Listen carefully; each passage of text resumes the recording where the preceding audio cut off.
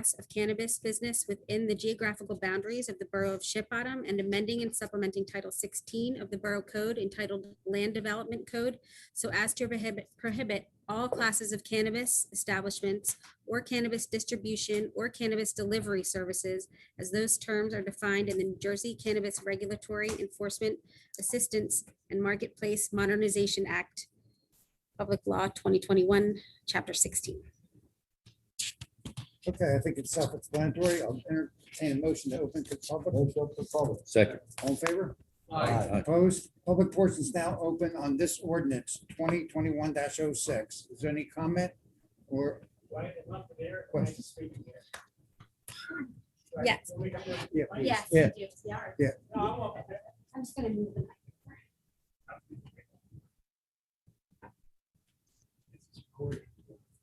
The name and address for the record. Richard Otto Schmidt. I live in North Beach, Long Beach Township. And I'm here tonight representing the Maximilian Foundation and Aquinas Club of LBI, the president of both and the founder of Maximilian Foundation. And as we all know, both of them are for the children and the community. And we're in strong support of the resolution to oppose the enactment of the legislation to legalize recreational use and sale of marijuana. I won't go into my mission of the both clubs, but all about the children. And we are a strong supporter of the resolution and thank you for standing up for the youth of the Ship Bottom and LBI are concerned with the wide scale marijuana distribution as that is widely regarded as a gateway drug. And it's all about the destructive behaviors of the children. So I can thank you, Mr. Mayor and Council for the Thank you. thank you. I do Thank have you. some people with their hands raised on Zoom. Okay. We're on Zoom right now. I'll get to you in a minute. Yeah, we have some people on Zoom that like to speak. Yes. Can you hear me okay? Yes. And your address? Excellent. My name is Hugh Giordano, 57 Argyle Ave, Blackwood, New Jersey. Council, I'm here today as a representative of the United Food and Commercial Workers Union, UFCW, Local 152. The UFCW is a 1.3 million member labor union, which represents many different types of industries. And we are proud to be the official labor union, which represents cannabis workers from seed to sale, both adult use and medical, under the guise of the AFL-CIO. Sorry. We are also working with our union brothers and sisters in the building trades who are building out these facilities, carpenters, IBEW, steam fitters. So these are good union jobs from seed to sale and shovel to sale. The UFCW opposes this ordinance because it's an attack on good jobs. We have some of the best labor laws in the country when it comes to cannabis workers' rights. And these workers will receive living wages, healthcare, dental, vision, sick time, vacation, retirement. Also, these jobs are highly skilled. People with chemistry, botany, horticulture degrees. Even in the medical dispensaries and the retail sales part of it, you have pharmacists that work there. Even in the adult use market, to say that it will get into the hands of children from a dispensary is kind of disrespectful to the workers, because we have many union workers who are out there and work hard and deliver alcohol and other types of industry substances in many industries, and they're not selling it to minors if that's not the law, or they're not selling it to illegal distributors if it's not the law. It's like saying that a Budweiser truck is going to give a 30-pack to a kid. These workers make this is a career. This is their livelihood. So not having a dispensary allows the gateway drug to be the drug dealer who will be selling cannabis and other drugs, pushing other hard drugs. So if you have a regulated system, then you can protect people and not have it laced with other drugs. I would also suggest two things. Drop the ordinance. The city of Bayonne passed a great ordinance which lays out a merit-based system, and you can decide who comes in and who doesn't. And you can decide if you allow medical or adult use. So you can decide if you want something in or not in regards to that. And also I can offer you a tour of the Garden State Dispensary in Woodbridge, which is a seed to sale operation. So you can see it for yourself. It's been there since the Chris Christie administration. It's one of the original ones. So on behalf of the UFCW, the AFL-CIO, the building trades as well, we would ask that you please drop this ordinance. Thank you. Thank you. Thank you. Okay, I have Jeff King. You're welcome to unmute. We cannot hear you. You actually asked me to unmute Marina Redmond, the letter R. Okay. Would Sorry, you- Jeff, we'll get to you next. Okay. Hold on a second. Oh, I just moved this one away. Okay, We can hear you. cool. Now you can see me. My name is Marina Redmond. I live at 3 Burrell Square, Harlem, New Jersey, and I'm with Sativa Cross. I'm sharing my story to encourage you to allow medical cannabis dispensaries so that all patients have access to their medicine. People with disabilities have a hard time traveling to dispensaries. It's expensive to use Lyft and Uber. Access Link makes you wait several hours, and it also has several people in there, and it could take a whole day almost to get to your medicine. I suffer from PTSD because I was born with a birth defect, and I had surgeries, and I've had several surgeries to save my leg. I was an amputee when I was 4. At that time, parents were not allowed to stay over or even walk you into the operating room. It was scary. All those big people with masks on telling you to be a big girl. 2017, I was diagnosed with cancer. I had weeks of chemo before my surgery. I lost 50 pounds within 3 weeks.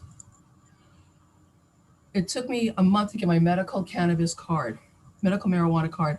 I had surgery in the hospital. I was in there for 8 days. They told me I would be in there 4 to 7. They could not control my vomiting. As soon as I got home, I used medical marijuana and I was fine. I was taking long walks the next day. I had more chemo and other medications that were prescribed. Other opiates that did not work. My doctor made me promise her to get my to get the opioids filled. I never used them. I dropped it off at the Sayreville police station in their little drug box. And I just smoked medical cannabis. It came back, unfortunately, in 2019. I had stronger chemo. My doctors told me to medicate with cannabis in the parking lot before my treatment. They also told me to medicate before visits because my blood pressure was out of the ballpark. I am grateful that I'm able to get my medicine, and I'm asking you to consider having a dispensary in your town, at least for medical, so that cancer patients and others can get medicine. It's Memorial Day weekend, and I'm sure there are many veterans in your town suffering from PTSD and other illnesses. A dispensary would support them and show you gratitude, and would show them gratitude for their service. We also need homegrown. Our medicine is expensive and it is taxed as well. It is a tax for cancer patients in wheelchairs. Is a tax for cancer patients in wheelchair people fair? And is your medicine taxed? In Chip's Bottom, you have 3 psychiatric doctors that prescribe medical cannabis. In the state of New Jersey, you have 64 psychiatrists that prescribe medical cannabis. You also have 10 pediatric doctors in the state of New Jersey that prescribe medical cannabis. And also your town voted for recreational, 64.34 for just recreational. I'm not asking for recreational, I'm just asking for medicine. Thank you. Thank you. Anyone else on Zoom? I have Jeff King. You should be able to unmute. Hello, my name is Jeffrey King. I'm at 24 Elizabeth Parkway in Eatontown. I would also, like Mr. Giordano and Ms. Marina, would like to see you table this ordinance and try again with something that is more compassionate for medical patients. There's people that are sick and suffering and going through a lot of stress and pain and difficulty, and medical marijuana is the only thing that will help.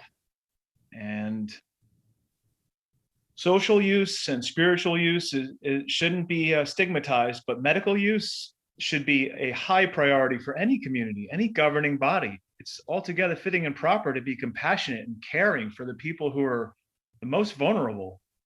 It's what the Bible tells us. The story of the Good Samaritan is we take care of our neighbor. We take care of a stranger, whether or not we agree with them. If we can help them, we try our best. So I'm afraid that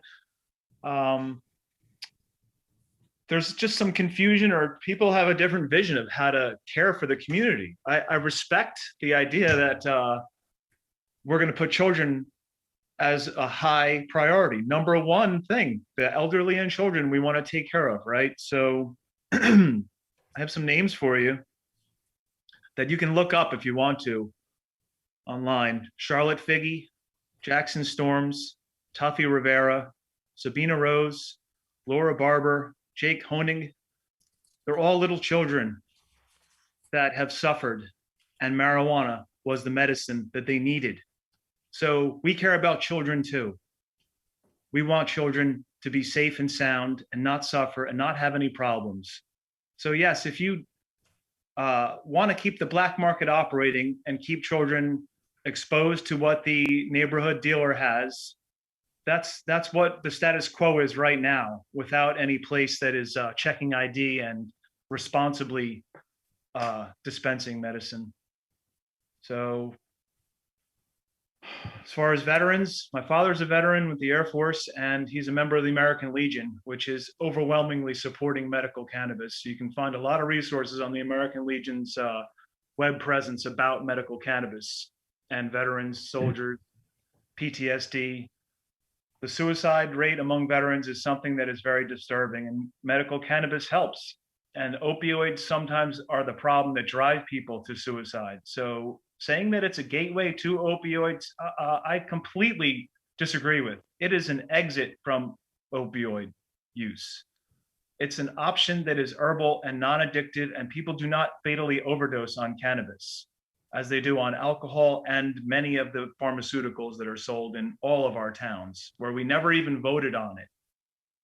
So AARP, American Association of Retired Persons, also is in favor of medical cannabis. They had a whole issue on it with lots of good information. So you may not like social use, but you should not throw out the baby with the bathwater and stigmatize the medical use. Thank you. One more, Anyone else on Zoom? we have one more person.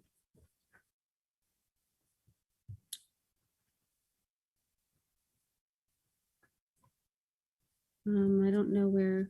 The hand one, there it is. Here we go. Good evening. My hand kept getting put down every time that you were taking another public comment. I think that's what just happened. My name is Jamie Vanskyver. I'm from Paulsboro, New Jersey. I also am with Sativa Cross. I'm a medical cannabis patient in the state of New Jersey. I have systemic lupus, which is an immune illness. I was 6 years ago having to take infusions, immune suppressants, antimalarials, a lot of other medication for other diagnoses. I'm pharmaceutical free and have been for years. My rheumatologist is consulting with me because my lab work doesn't lie. This is healing my body. The science is there. The information is there. I'm asking you to table this right now, and please educate yourselves. More than 64% of your constituents want recreational cannabis. It's legal. They want it. Why are you not listening to them? I'm not even here to talk about recreational. I'm here to ask you to have some empathy for medical patients. There are sick, suffering, dying, and terminal patients that want to use this, that this is symptom relief. This is appetite increasing, that they can get nutrition into their body so that their cells can actually do something. All these pharmaceuticals, the Narcan, I mean, is what you're using Narcan for, fentanyl, Oxycontin, Percocets. that your Narcan count's going up. People are overdosing. Not a single person in history has ever overdosed on cannabis. Nobody's died.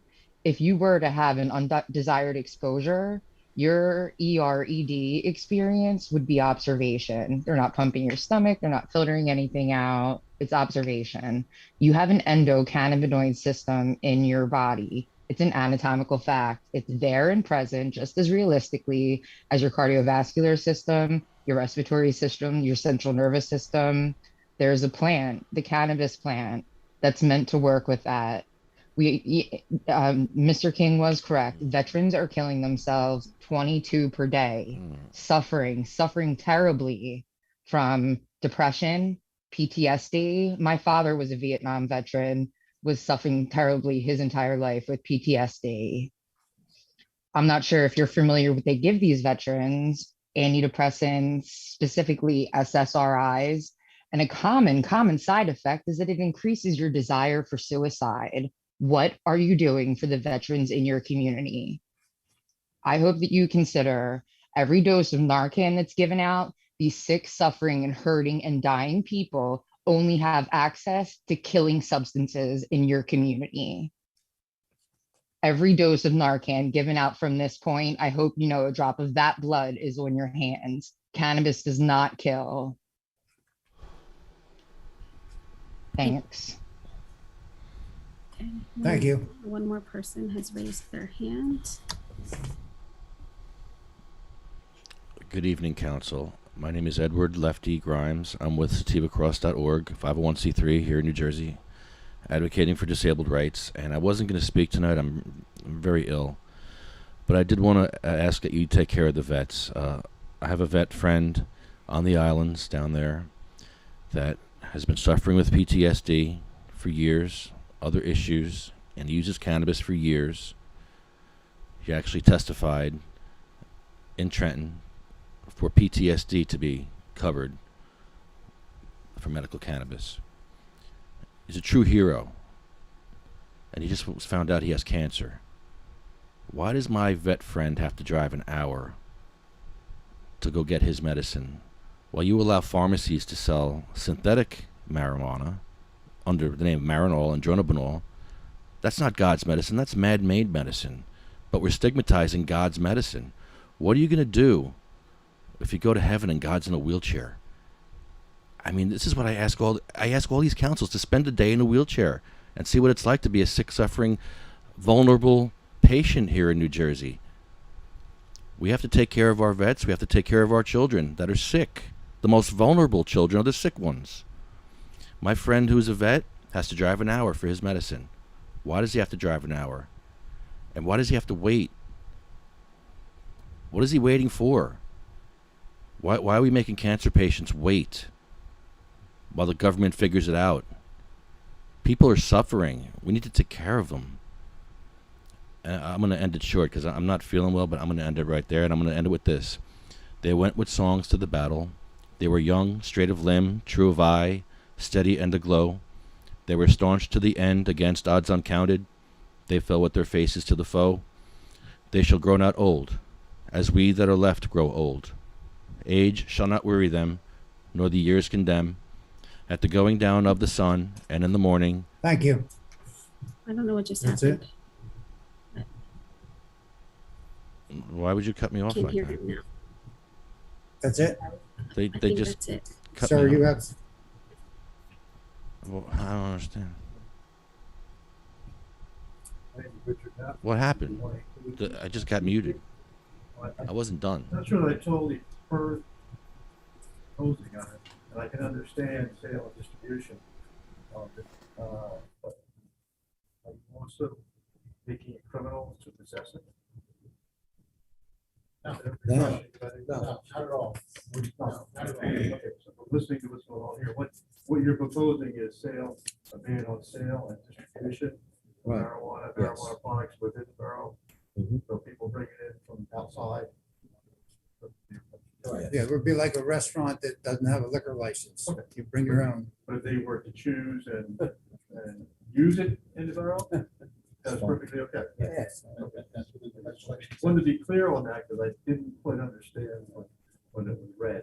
And so, I mean, I know that people voted to approve the use of this. And I think that was done in November.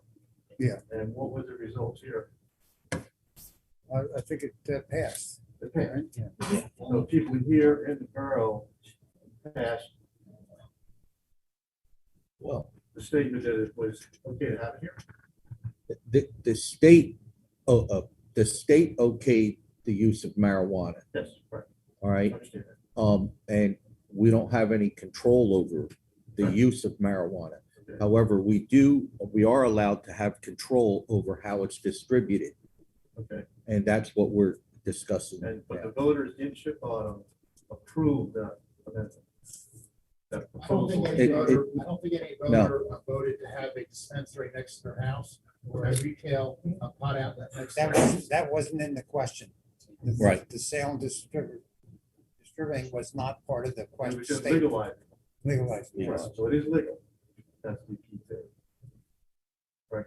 Right, Yes, But what you're proposing to do is ban the sale and distribution. and distribution. right. Right. By distribution, you mean me giving it to him? No, No. distribution separate. A center. You're not up to speed on what you're talking about. Okay, that could It's be. part of the problem. You should read the ordinance, you should read the statute. I'm not gonna spend the No, time. that's okay. I will about the read it. Class one, class two. I read, class I three, was class listening four. to what was Right. read. I didn't quite understand it. Let's know who's speaking. But like my concern You was. should educate yourself as far as to what the, what distribution is and what, because you're coming here like, you're asking these questions. It's not, Yeah, no, I will read up on it. I just, Okay, that's. I did, I went online. All we're doing I didn't is see it. within the boundaries of Ship Bottom. Is it online? Yes, You can get, Yes, it is. The sta- actually, and it's right out front if you want to grab it. I printed them out on the way out. You're welcome to Yeah. grab it. No, I didn't see it online. sorry about that. So Mayor, maybe we should recommend we just opt, we're choosing to opt out at this time, but we can opt in at any time in the future if. Well, that's part of it. I think everybody knows that. I mean, I guess the medical, part of it, but the state, the reason people have to travel because the state made it all one. They didn't give anybody a choice to say medical marijuana. They said recreational. Right, so, but there's, since the 60s, there's been no short of it. Shorting, before it was legal, so I don't imagine now there'd be a shortage. Okay, is there anyone else? If not, I'll entertain a motion to close the public portion. Second. All in favor? Aye. Opposed? Public portion is now closed. What's your pleasure? Motion to approve. Second. First and second, roll call. Councilman Talon, Yes. Councilman English, Yes. Councilman Valio. Yes. Councilman Rossi. Yes. Councilman Hartman. Yes. I'd like to thank everybody for their input tonight. And we'll move on now to public hearing number 2 for the ordinance 2021-07, permitting residential use over mixed-use buildings. Ordinance 2021-07, ordinance of the Borough of Ship Bottom, County of Ocean, State of New Jersey, amending and supplementing Title 16 of the Borough Code of the Borough of Ship Bottom entitled Land Development Code so as to permit a residential accessory apartment over mixed-use buildings in the SC Shore Commercial District. Motion to approve. But you can't yet. We're having the. Oh, I'm sorry. I'll I apologize. I'm on a roll. entertain a motion to open to the public. Motion open to the public. All in favor? Opposed? Public portion now open on ordinance 2021-08. Excuse me, 07. Is there anyone that'd like to comment on it? Motion closed. A second. Okay. All in favor? Aye. Opposed? The public portion is now closed. What's your pleasure on the ordinance 2021-07? Motion to approve. I have a first and a second.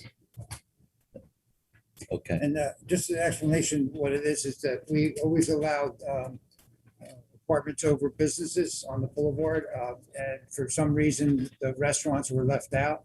So in trying to keep our community commercial establishments that we do have, you now can put an apartment over a restaurant, and conform to all the construction laws. All right, we have first and second, right? Yes, we Okay, do. roll call. Councilman Talon, Yes. Councilman,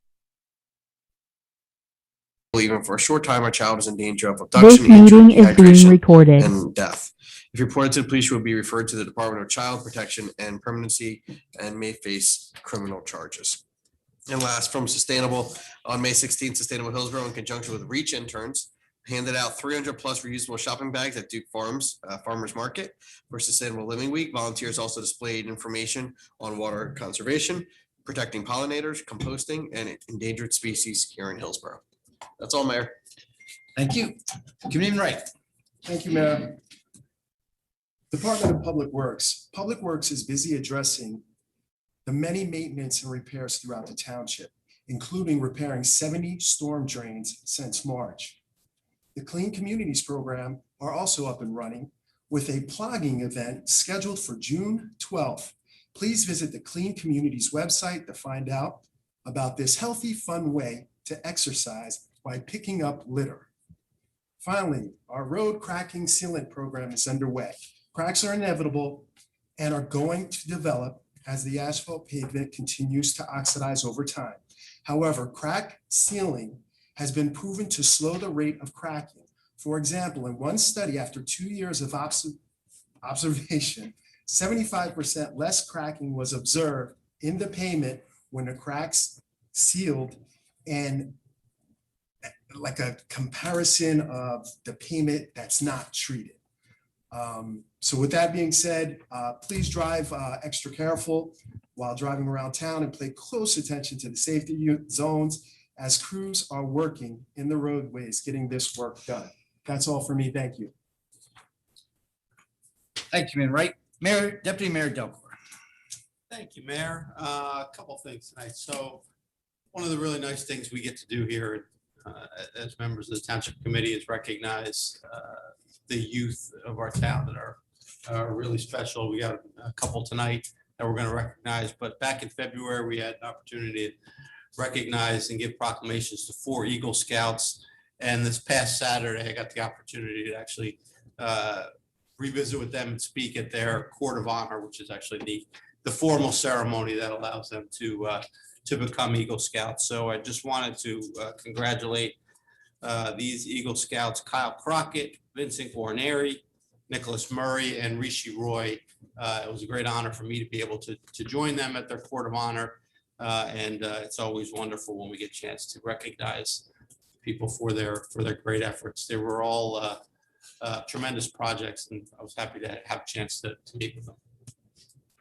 Also on May the 14th, along with Committeeman Wright and business advocate David Coyce, attended the ribbon cutting for Pet Supplies Plus, which is their grand opening. It's located in the Nelson's Corner Shopping Center, and it's a owned and operated neighborhood pet store.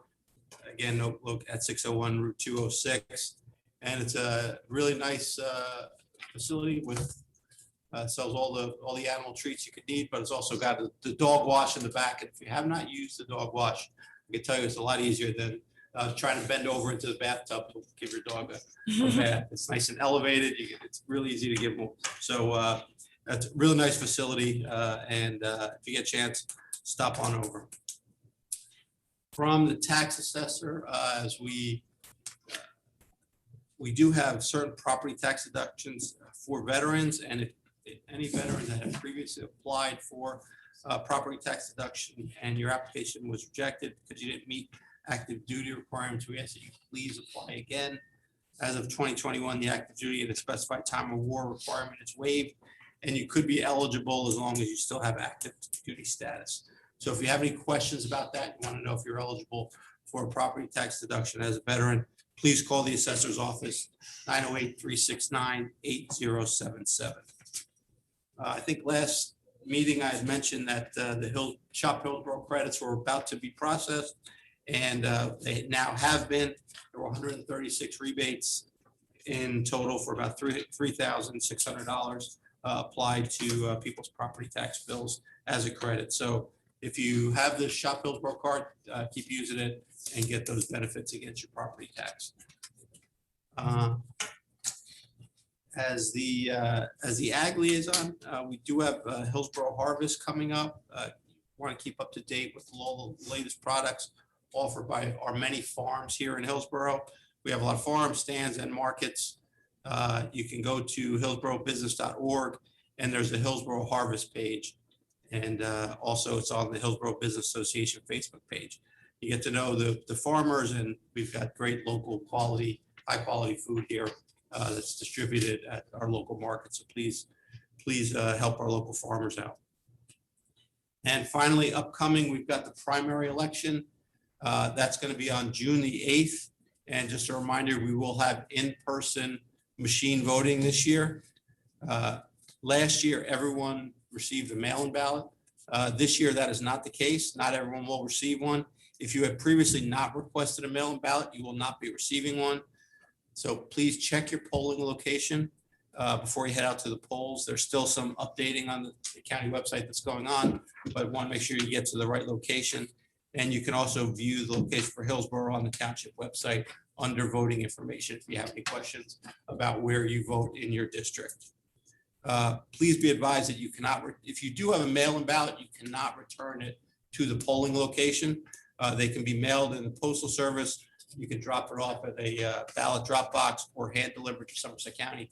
Please don't bring it to the polling location. They cannot accept it. So that is all for me, Mayor. Thank you very much. Thank you, Deputy. So before I get into my comments, there's a couple things. A, the dog wash is great. Big user, especially you have a dog that goes to the nursery and gets dirty very often. So they know me by face. Secondly, it is graduation season. And it's amazing how much you appreciate something when it's taken away from you. This time last year, families couldn't get together. The joy of a graduation, whether it be high school or college or grad school, could not be really utilized or fulfilled with the COVID. This year, thankfully, we were able to do that. It's amazing these milestones that you take for granted. A high school graduation, a college graduation. Frank has a daughter graduating this Saturday from college. I had a daughter that just graduated grad school, and the joy that kids get, I think, is overshadowed by the parents, quite honestly. There's a great sense of pride. It's all about us. That's right. We paid for it. We get to enjoy that one thing. We wrote the check. So my sincere congratulations to all those who graduate this year for the steadfast determination not to let that nasty little thing that I won't even want to talk about anymore after maybe a few more weeks deter you from your task. The parents, they have the opportunity to get together with your families this summer to share in the joy of that. I wish you all that you deserve and all the best in the future. Well said, Mayor. So, congratulations, Frank. Only joint effort of that to eradicate COVID, in a joint effort between Hillsborough and Montgomery Township, a COVID vaccination clinic will be held this Thursday, May 27th from 4 p.m. to 7 p.m. here at the municipal building. While registration is encouraged, walk-ins are welcome. Register at covidvaccine.nj.gov. Homebound residents can also request a home visit by calling 908-231-7155 and also can utilize the Hillsborough Township bus if you need to be picked up and brought here for the vaccine. Just coordinate through the health department. That is also available. The health department has been very busy. Last Friday, they vaccinated 14 employees at the G&J Steel Tubing and also vaccinated 23 employees at Reckitt Benckiser on that same day. On Saturday, the 15th, they vaccinated 56 people at the vaccination clinic here at the municipal building. So obviously there's still ongoing work. And if you haven't been vaccinated, please feel free. I encourage you to come here Thursday on the 27th. And with Senator Bateman and Mr. Assemblyman Fryman and Mr. Zwicker here, Assemblyman Zwicker, I'm ecstatic, as we all know, that on June 5th, the Route 206 bypass will be open for northbound traffic near Mountain View Road, southbound. We thank all those present and all those who worked in the past and to get this to become a reality. I'm interested to see, I know that there's been a lot of angst for us to try it. I will see how busy it is. I believe it will be, people will be taking the cruise just because. Top down, whatever it takes, the slow cruise just to ride it. I'm gonna be one of them. On Monday, May 24th, the MVC mobile unit set up at the Willow Road complex here to assist Hillsborough residents with renewing driver's license and registrations, applying for disabled parking play cards, and other matters. The day was an arousing success and registration exceeded expectations. However, due to the overwhelming turnout, some people had to be turned away. Anyone who was turned away, please take heart that we are planning to have another MVC mobile unit return to Hillsborough in the very near future to assist residents. Again, I would encourage you, we will make an announcement that to make appointments, I think that was part of the problem. A lot of people were just walk-ups. The people with appointments had priority, obviously, and there are unfortunately, a lot of people waited and were unable to be taken care of that day, but we are on the process of having another one because of that success. And as Frank mentioned, Hillsborough Township will be commemorating Memorial Day with our annual parade this Saturday, May 29th at 9 a.m. The parade route is roughly a half-mile long, beginning at New Amwell and Auten Roads and ending at the Municipal Building, where it will be followed by the Garden of Honor ceremony. We hope you can come out to pay tribute to Hillsborough's military veterans now that they can again gather as a community. The rain date is set for the next day, May 30th. And I'd like to just thank Anthony Ferrara and his team. We did not cancel the parade. We said we are going to plan it with the hope that it will happen where other towns didn't. And it all came true. Thank you. And thank you to our Public Works and our Recreation Department that our veterans get the well-deserved recognition that the town loves to give them. As always, stay connected with all the events and more via the Wednesday e-newsletter. To be sure to follow, like the official Hillsborough Township Facebook page and Twitter, TV 29, and the Hillsborough YouTube channels. Showcase our meetings and Hillsborough The Good Life episodes and Hillsborough alerts for traffic and emergency notifications. As always, we do have a few proclamations to read this evening.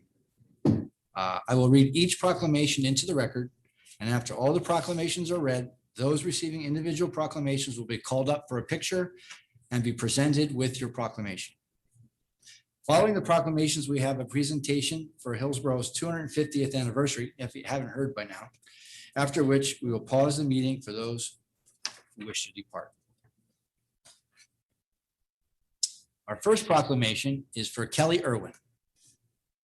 Kelly Irwin, a Hillsborough High School junior and member of the Girl Scout Troop 60162, has earned her Gold Award. Kelly's Gold Award project involved creating free online music camp for students and grades kindergarten through 5 in the Long Beach Island area. The camp ran through Google Classrooms for 2 weeks, 2 days a week for a total of 3 weeks. The project took over 80 hours to complete. Kelly's a member of the National Honor Society, Spanish Honor Society, and the Tri-M Music Honor Society. She is also a member of the Hillsborough High School Cardinal Voices, Theater, Choir, Borough Tones, and Interact Club. Kelly is the founder and supervisor of Borough Buddies Online, an online mentoring program for elementary students, and the co-founder and co-leader of Lend a Voice, a service singing group. Kelly serves as an example to the youth of Hillsborough Township through her achievements, leadership, and community service, and we are very proud that Kelly is a member of our community.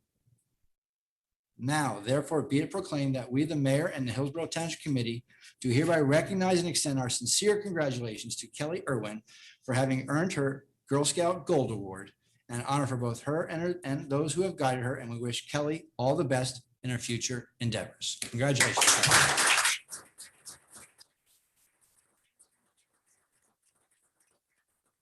I said this before, I did nothing in high school compared to these guys. Thought I was busy. Derek Kazansky. Derek sitting in front of us here with a little help of a crutch, it looks like.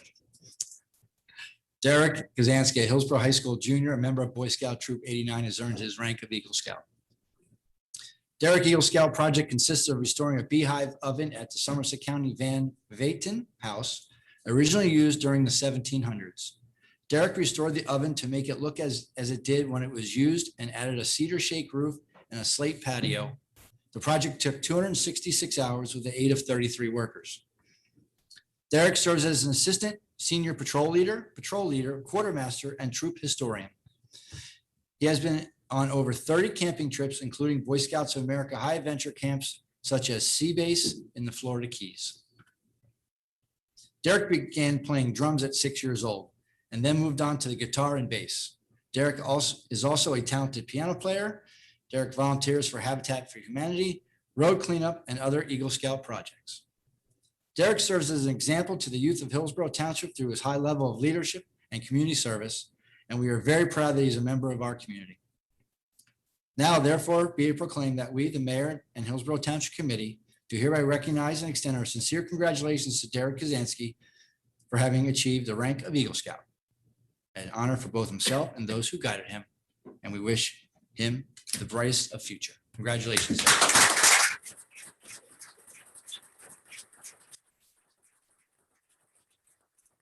Or instrument you can't play. That's what I want. Seems like you got them all covered.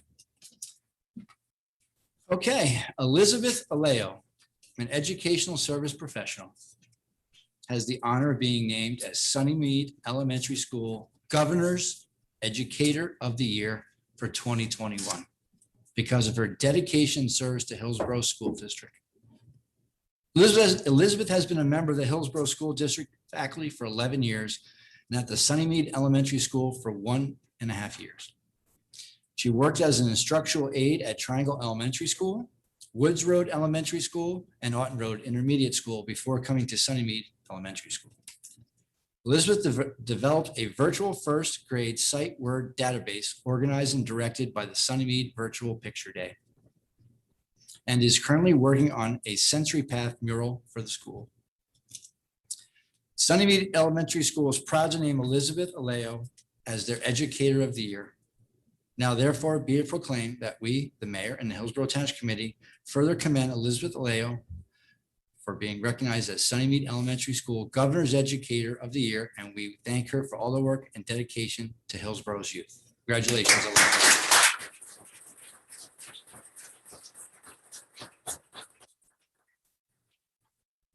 And we're not done yet. Caitlin Sawyer, or Sonier, maybe, a first grade teacher, has the honor of being named Sunnymead's Elementary School Governor's Educator of the Year for 2021 because of her dedication and service to Hillsborough School District. Caitlin has been a member of the Hillsborough School District for faculty for 8 years. She has created Bitmoji classrooms and interactive libraries as a way to engage virtual students this past year. Caitlin was a volunteer liaison for the Sunnymead Home and School Association for 1 year and the Hillsborough Education Association representative for several years. She has volunteered at Sunnymead Elementary School for craft nights, dark gym, and Rita's night. Caitlin also served as a mentor for a long-term substitute last year and worked for 3 years at the Hillsborough School Summer Enrichment Program. Sunnymead Elementary School is proud to name Caitlin Sonier as their Teacher of the Year. Now, therefore, be it proclaimed that we, the mayor and the Hillsborough Township Committee, further commend Caitlin Sonier for being recognized as Sunnymead Elementary School Teacher of the Year, and we thank her for all the work and dedication to Hillsborough's youth. Congratulations, Caitlin.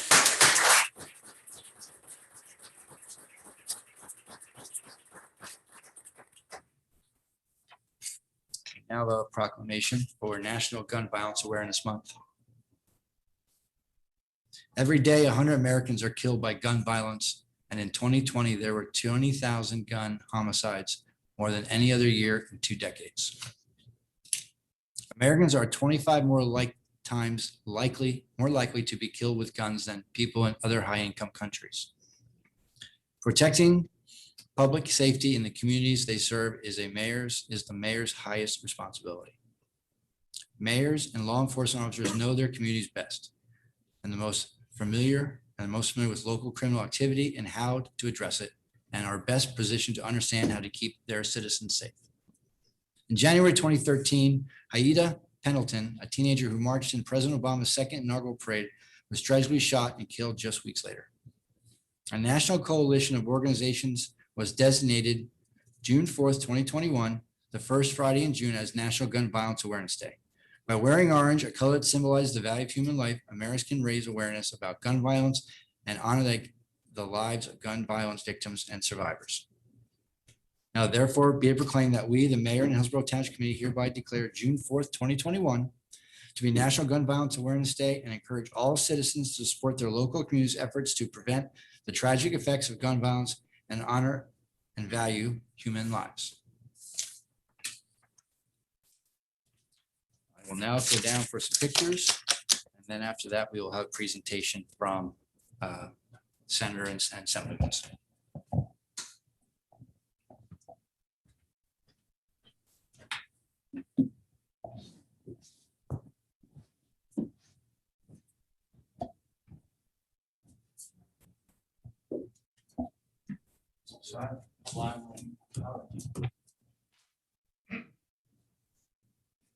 First up is Kelly.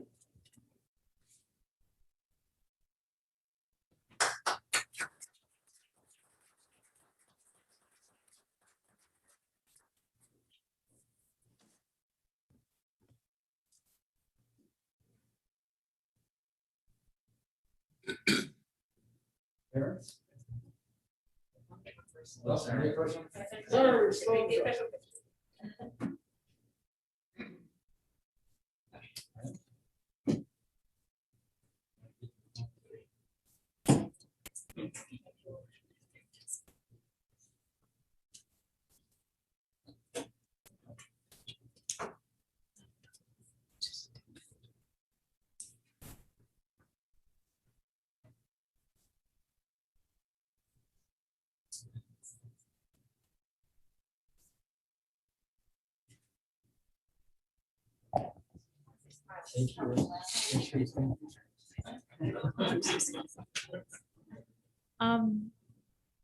Thank you I want to say thanks to my Girl Scout leader for helping me with this project, and of course my parents for helping me organize everything and get everything in set for the camp that I ran.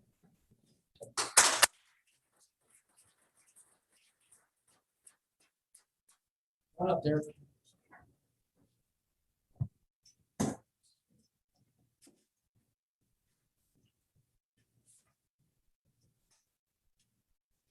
All of us, boys.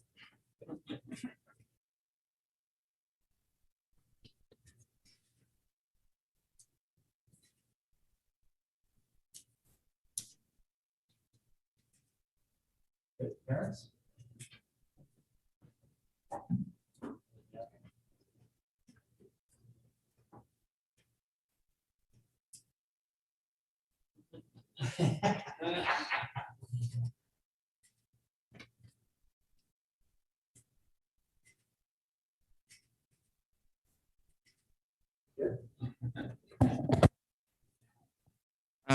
I'd like to say thanks to everybody that helped me with my project, my dad, and everybody that helped me set up, and everybody that helped me work on it. And I couldn't have done without you. Thanks.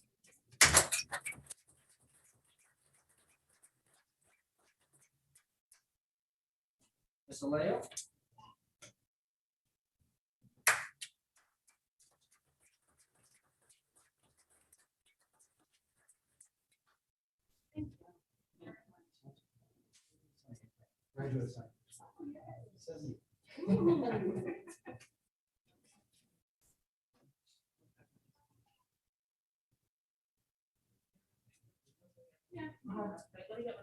Oh, yeah. Sarah. Lois is back.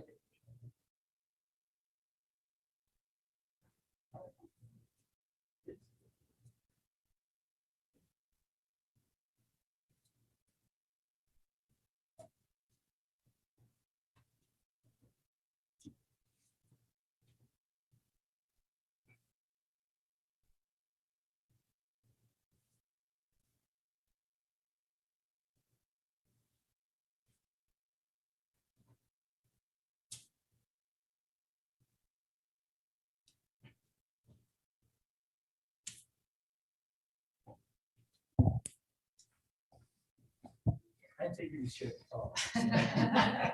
Good job. Yeah, it's true. Thank you very much, Mayor, and thank you very much to the Township Committee. This is a wonderful ward. I'm very honored to live and work in a wonderful community. So thank you very much.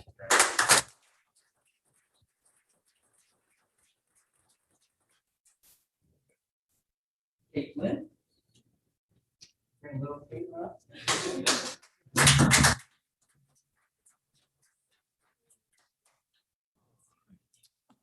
Perfect dress for it. Her dress.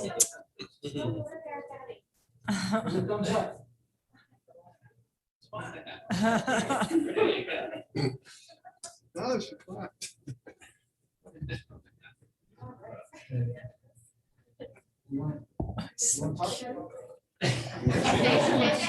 Thank you.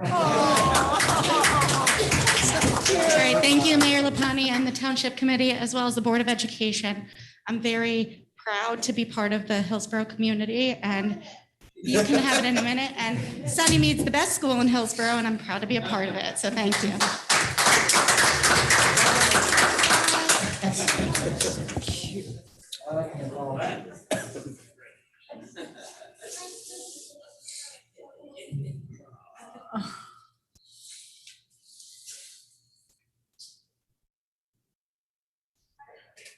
Give away anyway.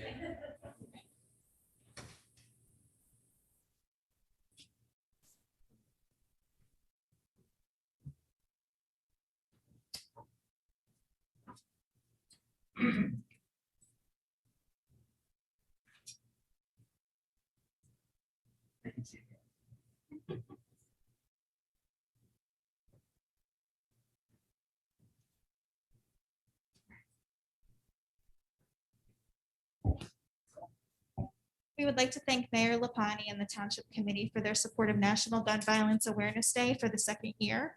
Gun violence continues to take a toll in the US, including here in New Jersey. This April alone in New Jersey, 23 people lost their lives to gun violence. No township or county is immune to this tragedy. We encourage all residents of Hillsborough to wear orange on June 4th to honor and support both the victims and survivors of gun violence, raise awareness, and encourage responsible gun ownership to keep our children safe. Please visit wearorange.org for more information about virtual events throughout the weekend of June 4th through 6th. Thank you.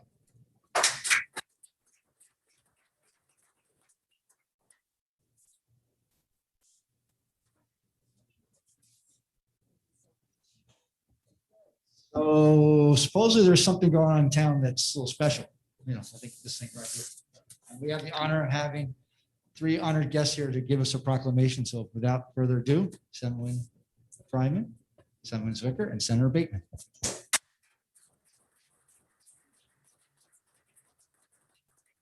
Very much. I get vaccinated. Stay over here. How's that?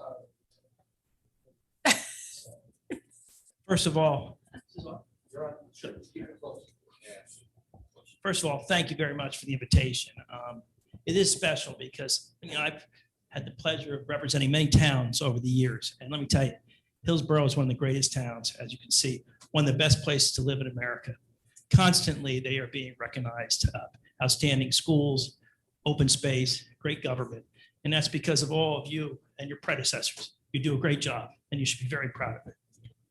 And we're talking about the bypass. We can never forget someone Pete Bianchi, all his efforts. And so Andrew Zwicker, Roy Fryman, and myself, in honor of 250 years, we had a joint resolution prepared. So if you don't mind, we read a bunch of them. We're going to read one more, and I'm sure Andrew will have to say a few words. So,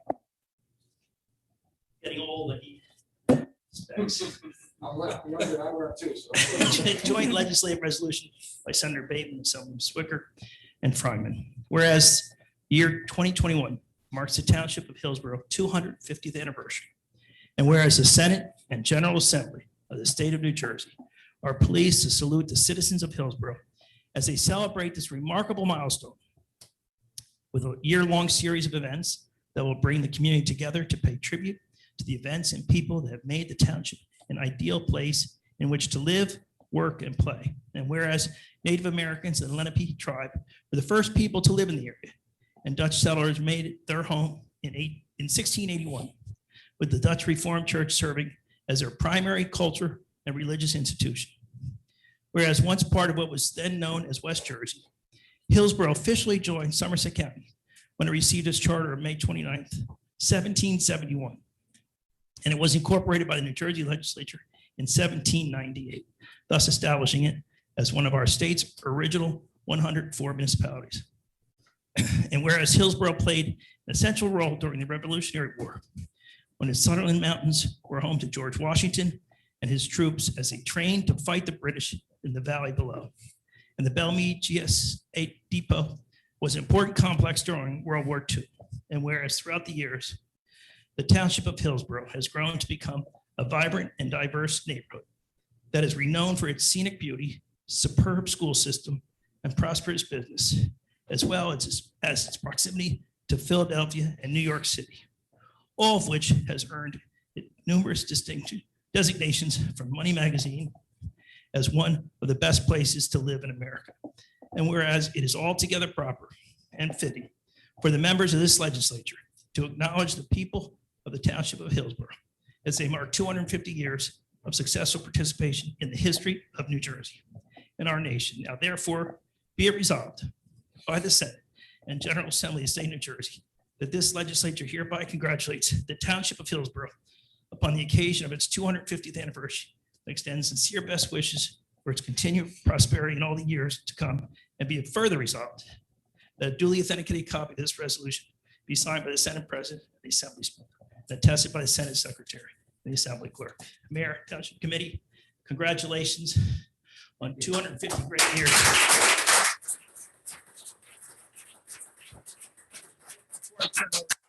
Swicker, let me just congratulate all the honorees tonight, scouts, gold honor, teachers, and everyone, because we appreciate what you've done. It's not an easy accomplishment.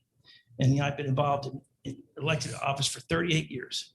I have no problem speaking, but let me tell you, when you have to read in public, it's still fun. So here, I'll turn it over to you. So, Mayor, committee members, and to all the residents, congratulations on 250 years. You know, Hillsborough may not be my home, but it feels like my home. Big shout out to Sunnymead. My wife works at Triangle. As the senator talked about, people come here because of the education system, to raise their family, to be in the parks, to be in the restaurants. With the bypass, as you mentioned, Mayor, we're going to promise you won't be 250 more years to finish it. But I just want to say, I'm so proud to be up here, proud to be with the Senator, Assemblyman Fryman. Congratulations to the town and everyone in it. Well deserved. So, Senator, I think the only thing you forgot to do is forgot to thank your parents, according to the. So being that this is also my hometown, it was a great honor to be here, to be able to present 250 years. It is, there's so many, it's a rich history that we have here. I know that Committeeman Thompson talks about his great history here in his past. I don't think you go back as far as 250 years as the original. No, sir. So even though you talk about having a great history here, it is, we're fortunate to have the canals and the rivers and Duke Farm here, and such a great crossroads of the history as well. So it is a wonderful place. I know we're happy to have raised our family here and to be a part of this community. So congratulations. I'll ask my fellow committee to come and have a picture with the Assemblyman and Senators, please. But while they come down, I'd like to thank you all for coming. And I would also like to thank, just as, because I'm not sure if I'll see him this summer, we'll be busy, but thank Senator Bateman for his years of service. He's obviously retiring, and the state is a better place because of you. And we thank you for all you've done for Hillsborough.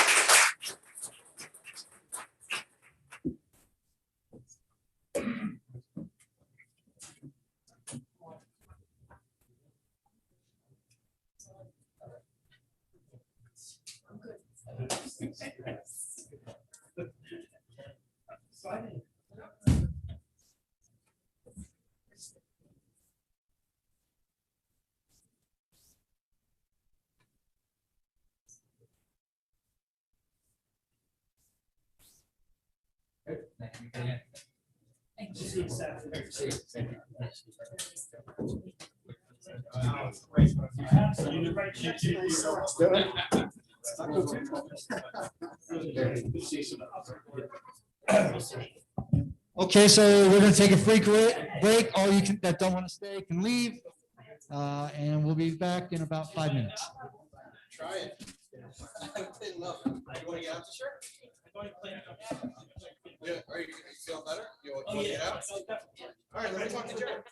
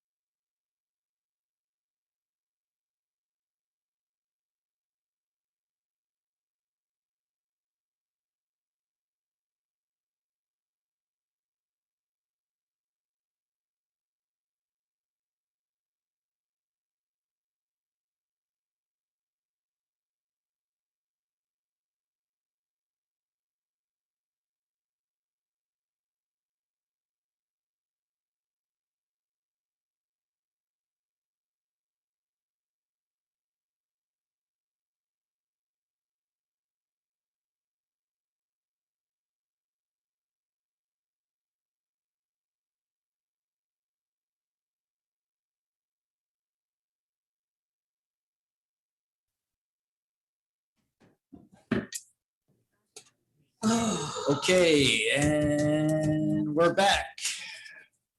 Thank you to all those who were here. Congratulations to the proclamation winners, and obviously to Senator Bateman, Assemblyman Fryman, and Zwicker for presenting Hillsborough with our 250th proclamation. We'll proudly put that at the office for those who want to come read it themselves. There's no new business at this time, so the next up is any public comment that is not on today's agenda. So please, if we'll start with in the room first. If there's any comment on anything not on today's agenda, please come to the mic, state your name and address for the record. Maria Janusik, 720 East Breck Avenue, Manville, New Jersey. Also a Hillsborough Township property owner, Block 86, Lot 3, 2155 Camp Lane Road. Can you hear, Kaz? Is that off and good? Okay, I just want to make sure this way we're on. So go ahead, Ms. Janusik. Okay. I just wanted to find out if the new committee people, Committeewoman Janine Erickson and Committeeman Jeffrey Wright, if they received my letter with the enclosures that I sent to them regarding the public record of my property that Deborah Blaney recently revised in order to appease me. Yes, I can answer that. I just received it. I have not opened it yet, but I do have it. Okay. Thank you. Same. So you haven't opened it? No, I just got it tonight. Okay. All right. Now also, I submitted some requests for government records through the Open Public Records Act in regard to the annual reassessment program that Hillsborough Township participates in. I found that an informational flyer in the office of Hillsborough Township Tax Assessor Deborah Blaney And I wanted to find out who made the decision for Hillsborough Township to participate in the annual reassessment program, because I submitted the Oprah request asking for a resolution that it was a decision of the governing body, and the response was that there was no such record. So who decided to participate in the annual reassessment program? Was it the governing body of Hillsborough Township, or was it a decision of tax assessor Deborah Blaney? You're talking about the reassessment of your property taxes? The annual reassessment program that Hillsborough Township. Instead of doing a rolling one, It's been in place for at least 2003 or 4, 15 Yeah. years. because I think it was when Mayor Cerisi. I'm sorry, I'm not hearing what you're saying. It's been in place for at least 15 years. Yeah, it's something that we started new. It's been going on for years to reassess it, as opposed to waiting 10 years and get hit with a big change possibly. It's been assessed on an annual basis so that if any increments would change, it'd be minute and you would have the ability to appeal. Been going on for, say, for at least 10, 15 years. Yeah. Okay, I received some responses to my request for the government records. I received a copy of a application from 2013 as being the initial year that the reassessment program started. 2013? Looked like 2013. I didn't get anything before Okay, 2013. so that's still 7 years it's been going on. 8 years now. It's definitely been going It's on. been longer than that. but- Who made that decision? I attend the monthly tax board, Somerset County Tax Board meetings. And the Somerset County Tax Administrator, Robert Vance, has stated that Montgomery Township does not participate in the annual reassessment program. So it obviously is an optional, it's optional, you know, whether a municipality conducts the annual reassessment or not. So that's why I wanted to find out why Hillsborough does participate, and actually whose decision was it, because I didn't get that answer. Well, I can't tell you whose decision was because it was way before my time. Mayor, But there are. if I may, I can provide some information. I know the county made a push a number of years ago for all the municipalities in Somerset County to engage in the annual reassessment program. As you've indicated, the annual reassessment program tries to keep property values at market value, because that avoids the ratio wherein somebody's house might be assessed at 200,000, but it'll sell for $500,000. So that was the push of the county. They did that a number of years ago, and I'm sure the assessor made the decision to participate, and the municipality probably had a reevaluation at that point in time to bring up. And as you know, the annual reevaluations cost a lot of money. So they probably had an annual reevaluation at that point in time. And then from that point in time forward, they've maintained the annual reassessment program to keep the property assessments at market value. So prior to conducting the annual or participating in the annual reassessment program, the municipality had to have a revaluation? Not necessarily. It depends. It depends. They could have also, I think you have to inspect 25% of the properties annually. That's part of the annual Yeah, reassessment? and well, to get to that point, but there's also a compliance plan. Yeah. Okay, but what I'm asking is the annual reassessment program before, I mean, the municipality could participate in that, it has to conduct a revaluation? It doesn't necessarily have to do a full-blown reevaluation. No. It does not? Does not. No. Okay, and so, but there are no records here saying who actually made that decision? that Hillsborough should Ms. Janicek, no. really doesn't And I No? think we've asked you in the past that if you want to have a detailed question like that, where you want records from 15 years ago when most of the people on this board weren't governing officials, it would be extremely helpful if you provided that information to the administrator or the clerk before the meeting. And maybe we could have but to expect us to know who made that decision before any of us were on the board and have that at our fingertips, is just not information we're going to have. So if you'd like that information, we can go track it down for you. But please understand that, you know, we make a lot of decisions on these boards every year. To be able to pinpoint when that was done and who made that decision is not something we're going to be able to give you off the top of our heads. Okay, well, the reason why I brought this up here is because I did submit a request for government records through the Open Public Records Act. And I asked that question and I wasn't given an answer to that. I was given copies of the applications but I was not given an answer to the question that I was asking. That's why I'm asking it here. And so So I will may take your. may I will ask the take your- I question, will take your why, suggestion. why do you need to know when it started or why? I mean, what does that mean? It's been going on for 18 years. It's a program that we've 18 been years. doing, and I don't understand why you need to know, or what's the onus to have that answer of who approved it or not. Okay, first, it's not 18 years. It's 4 or started 5 years or 10 according years. to the- according to But the what is records. the onus? Why Be- did? Because the annual reassessment program is part of the process used to assess the value of Hillsborough Township properties. Mhm. And that's how you get the taxes. Sure. So I have a right, there's the taxpayer's bill of rights that says I can ask that question. How are my taxes calculated? So this is a part of that process, and that's Okay. why I want to know. Well, we're doing an assessment every year. You can ask that question, but why it was started 10, 15 years ago, I'm not Mayor, sure. I think she has her answer. She indicated that she Okay. received the application that the township filed to become part of that program. So there's No, your no, my answer. question had been who made the initial, who made the decision? That would have been- that that would- Hillsborough Township should have no conduct idea. the And annual that would have been most likely the assessor in conjunction with the county's request that municipalities in this particular county engage in the annual reassessing program.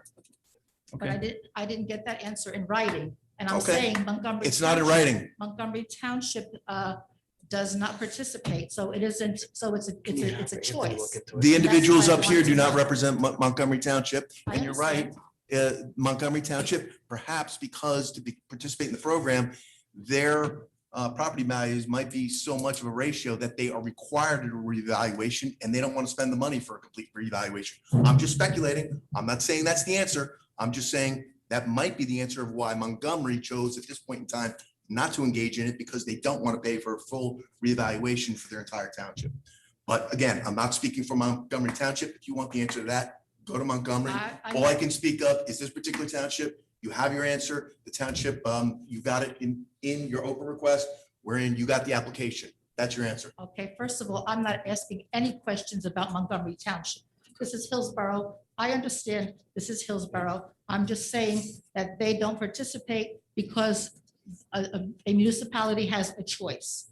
And that's what, so my question was, who made that decision here in Hillsborough Township, when, and where are the written records in regard to that? Thank you. Thank you. Anyone else in the room on things not on today's agenda? Okay, we'll go to the World Wide Web. Let's go to Susan Gulliford. Susan, you're up. Okay, Susan Gulliford, Hunt Club Road, Gulliford. Oh, just as an aside, I noticed during the 250th anniversary proclamation, the bypass was mentioned, but despite local rumors, it's not also having its 250th anniversary. Close, close. Close, yeah, maybe it is. But what I wanted to mention was that it appears that Hillsborough is returning to in-person meetings in June. And we did have a rocky start at the beginning of the Zoom meetings, but it seems the meetings have been going more smoothly for the boards, the committees, commissions, and the members of the public. And for some of us, it was a learning experience. The virtual meetings are more accessible to the public and help residents understand how decisions are made. And it's easier also for the board and commission members to participate. It may save money not only for applicants, but for the township, as attorneys and professionals that are testifying don't have to add on travel time or mileage to their bills. Additionally, the Board of Adjustment and Environmental Commission meetings, which were previously not generally available to residents online, and with the large developments now in play, their work is more important than ever. And I'm requesting that the township continue the virtual option even as they phase back in-person attendance. Thank you. Thank you. We'll go down to Mr. Jimenez. Want to make sure they know it's not. Right, and this is on items not on this agenda, so new business. Is this the time to speak about the cannabis issue? No, that's on today's agenda. Not yet, Didier. Okay, gotcha. All right. So hang on. We got, so this, again, this is on not the cannabis, not anything on the agenda. This is anything outside of today's agenda. So if you still have a question, raise your hand. If you don't, take your hand down. Okay. Sean McCluskey.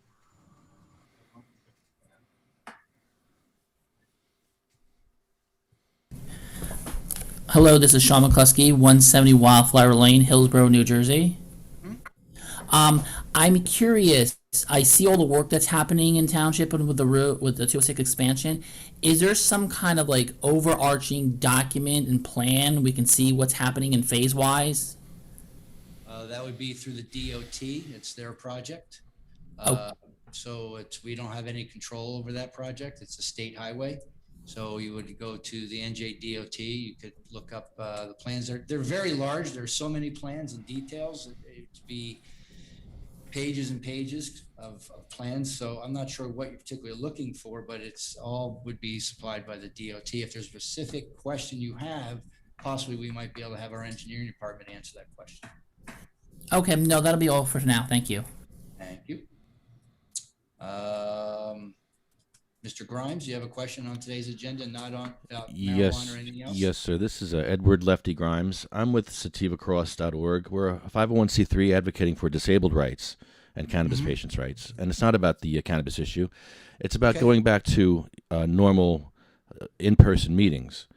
Okay. The things that disabled people have been crying about for years, we've been asking for years, finally came true last year.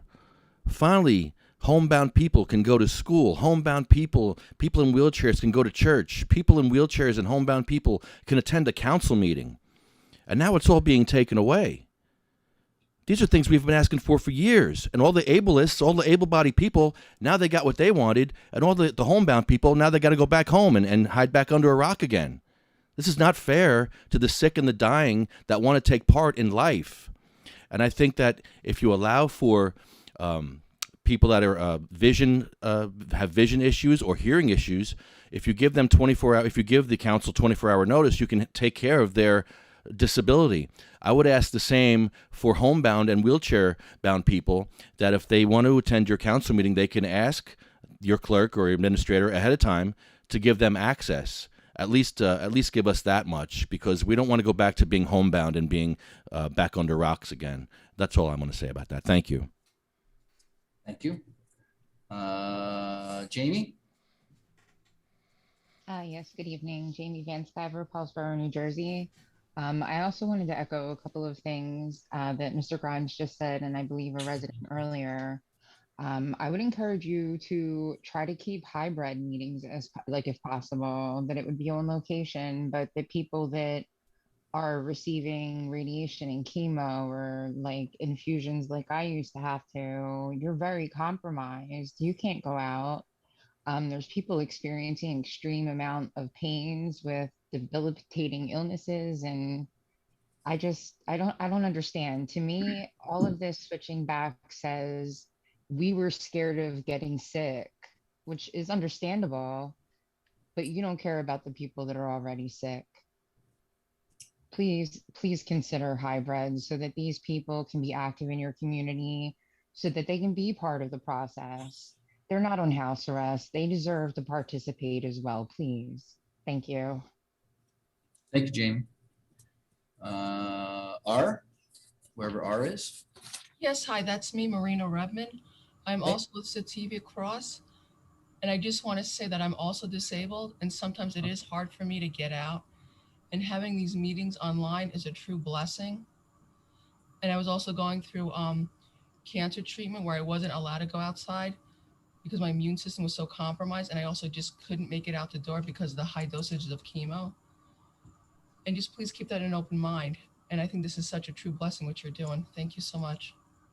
Thank you. So as we go through this, please remember to state your full name and address for the record. I know the last couple didn't, but in the future, anyone else that makes a comment, please name, address, and if you could spell your last name for those cases for when we have to do minutes, because obviously some of the last names could be difficult to understand. Anyone else for new business not on today's agenda? Okay, seeing none, so we'll move on. First thing, we have an introduction of the budget. So we have, I move down here. We have a resolution authorizing the introduction of the 2021 municipal budget and setting the public hearing for June 22nd, 2021. I have a couple things to read into the record, and then obviously we'll have a complete hearing in a couple weeks. The 2021 total budget is $32,897,668. The amount to be raised for taxes is $20,460,907, which is an increase of 1.994% over last year's tax levy. Due to the increase in total assessed value, the municipal tax rate will decrease from 0.316 cents to 0.31 cents for 2021. So the tax rate will go down 0.006 for the residents of Hillsborough. The introductory budget documentation will be on the township's website tomorrow, Wednesday, May 26th. There will be a budget presentation by our CFO, as I mentioned, on June 22nd, and a special meeting that begins at 6 p.m. And I'm going to read that again. Our special meeting will have a earlier start time. It'll be 6 p.m. on June 22nd.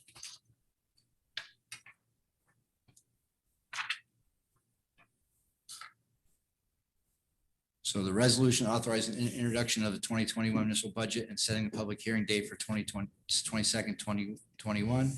And then a resolution authorizing self-examination of the 2021 municipal budget.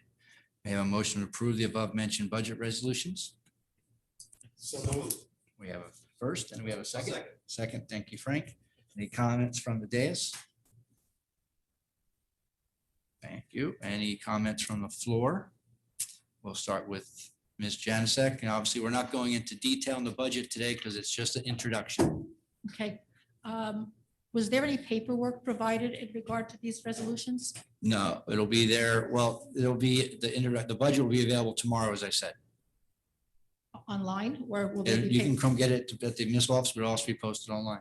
Oh, okay. So there will be paperwork starting effective tomorrow. Yep. All right. Thank you. Right. Anyone from World Wide Web? Seeing none. Roll call, please. Committeewoman Erickson. Yes. Committeeman Thompson. Yes. Committeeman Wright. Yes. Deputy Mayor Dukor. Yes. Mayor LaPlante. Yes. All right, so that brings us to the next thing, which is our public hearing. An ordinance in the Township of Hillsborough, County of Somerset, State of New Jersey, amending Chapter 188 of the Land Use and Development, Article 5, Districts and Standards, Section 188-97, prohibited uses of the Code of Hillsborough Township, Hillsborough, to prohibit the operation of any class of cannabis between or within the geographical boundaries of the Township of Hillsborough. So obviously, this appears that we have quite a people online, and we have some people audience. So what we're going to do is we're going to give everybody a 3-minute comment period. And then maybe one time, there'll be no people coming back that you can make your comments. Because we have about all those who want to make a comment. Can you please raise your hand online so I get an idea how many people there are?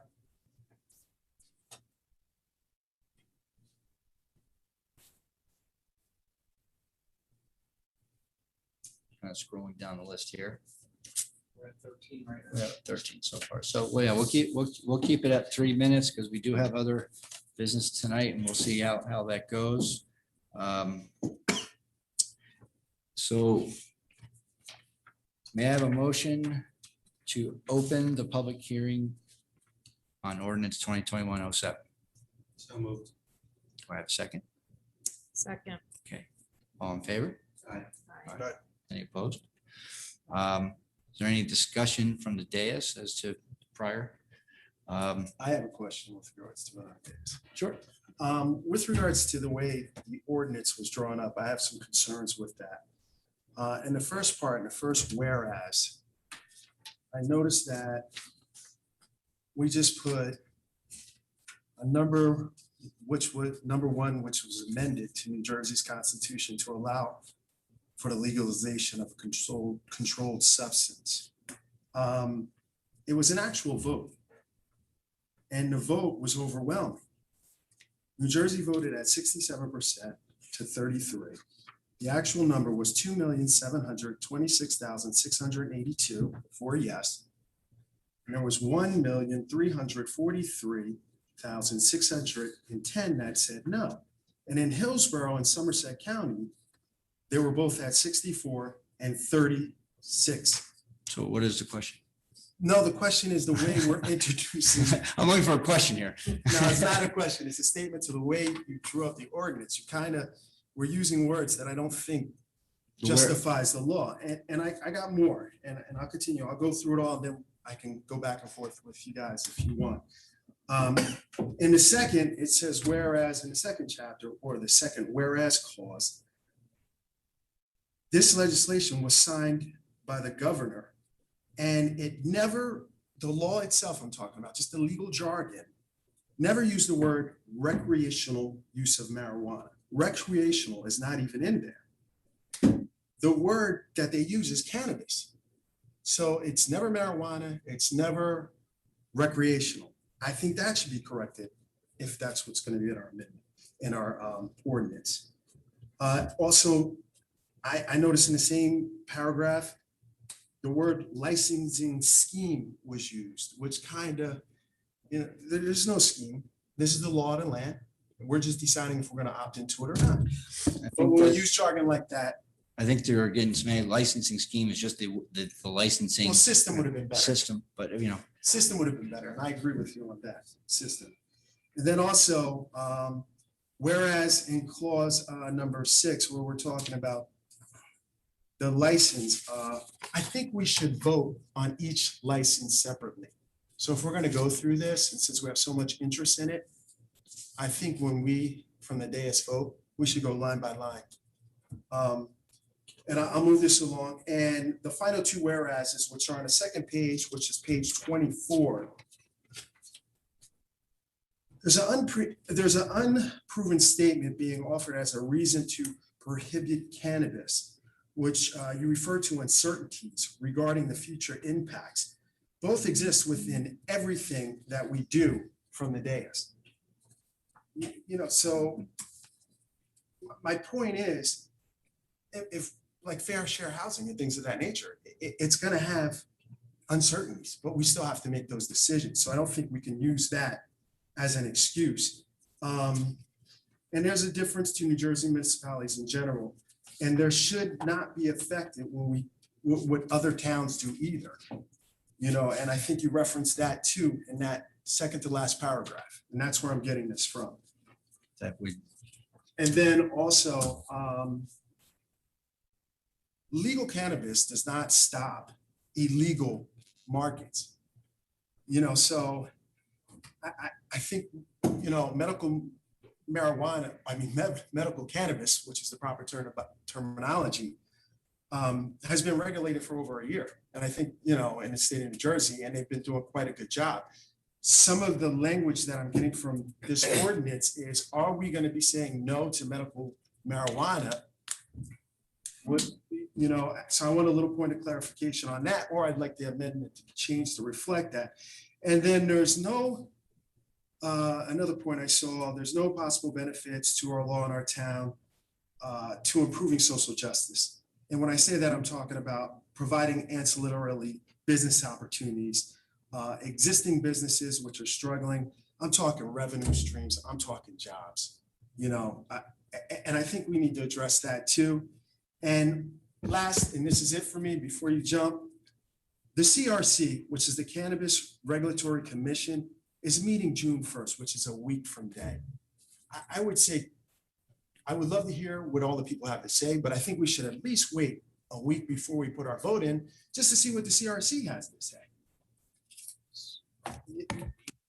And that's where I stand. Thank you. Thanks, Jeff. Come here, Ray, if I could ask you a couple questions real quick, because you brought up a bunch of things. Have you read the actual bill that put it into law? I did reference parts of it. So you read this? I referenced parts of it. I'm not gonna Okay. go back and forth with you, Doug. I see I'm got asking you a yours there, question. And I see it's nicely outlined and you got your little stickers. That's great. I do, But I'm because not I read gonna the go- whole thing, so I wanted to ask you a couple So questions. then what point would you like to make to? I was gonna ask, have you seen the rules that were actually promulgated for this yet? I've seen the 6 different licenses. Is that what you're referring No. to?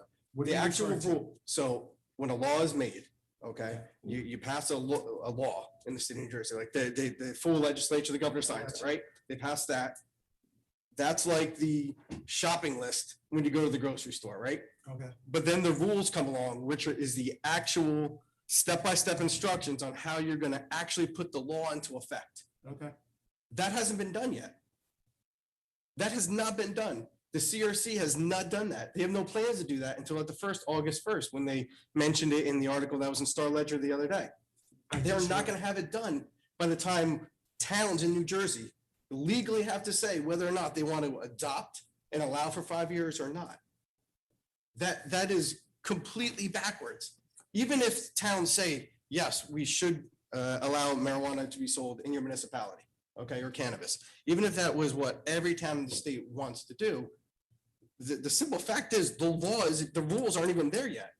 We have no rules. We only have a law, and there's a ton in here that goes in with shalls and mays, which gives the regulatory commission a ton of leeway for things to do and could change the law drastically one way or the other. I mean, just one with, if you have a manufacturing facility, they can regulate how much odor could actually be going off-site, okay? Like, that could be a huge deal for town if someone wanted to put a manufacturing plant next to a residential That's area. why we have zoning ordinance, right? No, but the rules aren't regulating what those thresholds are. So even if we put something in, we can't go necessarily above what the state of New Jersey in their rules say.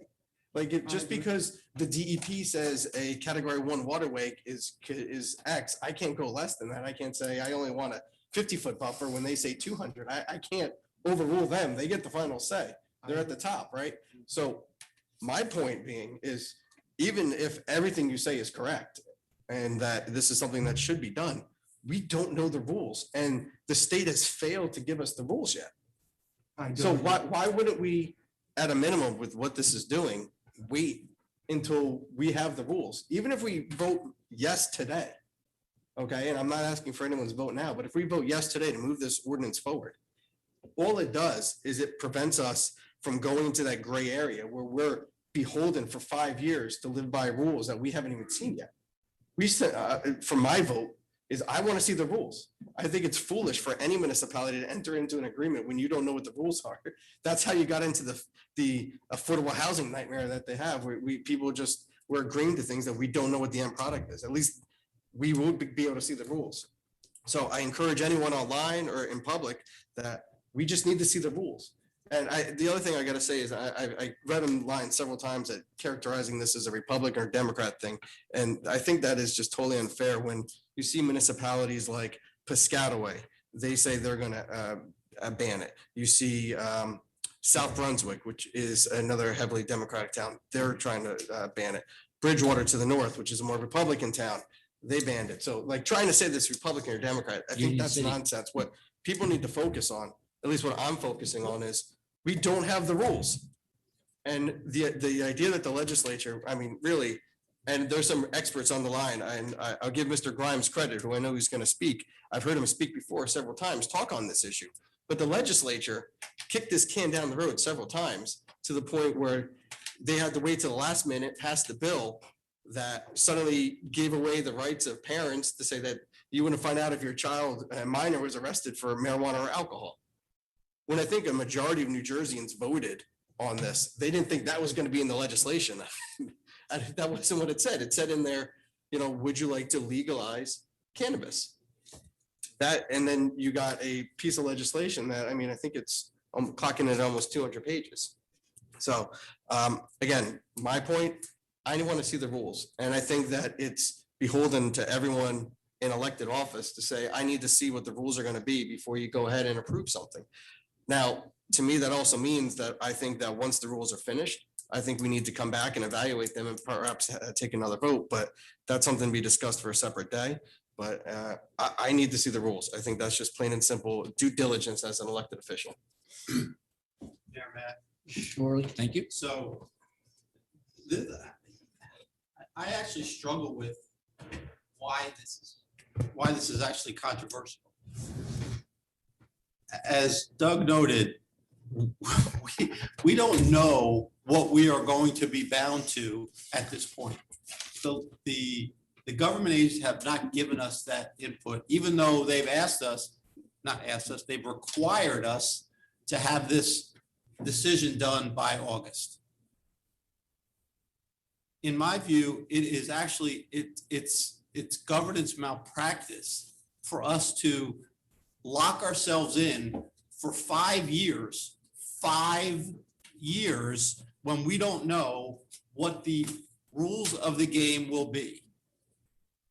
If we opt out, which is what this does, we are allowed to opt back in at any time, which means if we see the rules and they make sense to us, we can opt back in. But once we make that decision to opt in, we are locked in and we have no control then over what happens based upon the rules that are put forth. And frankly, as an elected official in this town for 14 years, I cannot in good conscience vote to say, I'm going to lock this town in for 5 years on an ordinance and rules that I have no idea what they say. That is simply something that we cannot undertake. And honestly, I don't understand why it's controversial. As elected officials, I would hope our residents would expect us to take common sense measures when we're binding the town on regulatory environments. And I understand the vote that happened. But if you told the people that, yes, we're going to vote, but we're not going to tell you any rules and your government's going to have to just do what we say, I don't think many people would be too happy about that one. And that's what we're being asked to do. So to me, this opt-out allows us to change our mind at any time. And in good governments, that's exactly what we should do. I don't understand why we would ever consider anything else at this point. Thank you, Frank. I know we have a lot of people waiting to speak.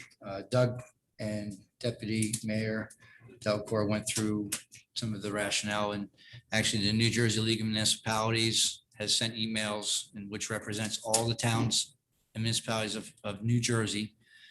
And their guidance was, quite honestly, to opt out because of the statements that were just provided by both members on the dais. It's not about the right to smoke marijuana. You can smoke all you want. It's legal. Cannabis, sorry. Both medical and recreational, or whatever way you want to call it. But what we're charged with here, and every town in the state of New Jersey, is what is the roadmap for the industry? Is it right to have a retail store? Is it manufacturing? Is it distribution? But with all of those applications, there are zoning changes that need to be required, which means it needs to go to the planning board and hearings have to be made there. Laws have to be set as to what can be sold where. And then it comes back to here for hearing, and exactly what Mr. Thompson said, the timing with the rules, and the CRC had a meeting last week, they canceled it. You would think if they're in a hurry to help us make a decision that they would not cancel meetings and now have one at the end in June, and then we have to have this all done. With the timing, the calendar is very difficult to get it done. Mayor, I keep spoken. So I hope you understand that it is about being prudent and careful and not have to make a rush judgment and come back and make an informed decision, as opposed to just saying, well, it was voted legally, as we've talked about, and then whatever the rules come down, we'll just live with it. I don't think that, quite honestly, is what the people of the state of New Jersey thought about when they were in there pulling the lever. But we've all had an opportunity to speak here, Jeff. So I want to get to the people who've been waiting patiently, and then we'll finish up at the end. Is that And okay? Mayor, I could just say one thing with respect to the draft of the ordinance, maybe some of the language in the That's ordinance. what I was talking about. Okay. The whole time. I Okay. didn't say, I didn't No, weigh I'm in just one Sure. way or the other. And- I was just talking how it was written. No, Yeah. thank you. And sir, this actually came from the New Jersey League of Municipalities. They drafted a form ordinance, and again, they represent all 565 municipalities in the state of New Jersey. They're the ones who came up with this form of ordinance. We made some minor tweaks to it, but this is basically what this is basically what the League of Municipalities put out as their model ordinance. Thank you for that. My only question is though, when we're drawing up an ordinance, and that's what I was not weighing in on my decision one way or the other. Mhm. I was weighing in on the jargon that we use to introduce this ordinance. And when you're using words that are not in the law, i.e. recreational marijuana, when it's just listed as cannabis in the book right there that Doug eloquently referred to. The That word was my recre- issue. I was just saying, how come we don't just present a clean version? This Why is, are we I think, using- because I think this is very clean, because it distinguishes it from medical. The word recreational marijuana has been used throughout the media, throughout the legislative comments. Is it in the law? It is constantly, well, it's constantly used, the word recreational, and the reason the recreational is used to distinguish it from medical. Okay. That's kind of why they're using it, because cannabis, we have medical, and now they're considering, well, you don't have to have a medical condition. It can be recreational. You can use it for anything you want. Okay. Thank you for the clarification. Thank you, Mr. Wall. All right, so we're going to give 3 minutes. Ms. Brake, could you please be our timer? Yes. And we're going to start with those in the room first. And then we'll go to online. So we'll start with Mr. Don Diego in the back, please. State your name, spell your last name, please, and your address for the record. Bill Don Diego. Wait till you get to the mic, get real close to. Bill Don Diego. Can you raise it up? So, Bill Don Diego. okay, because it's, 12 good. Google Court, Good. DONDIEGO.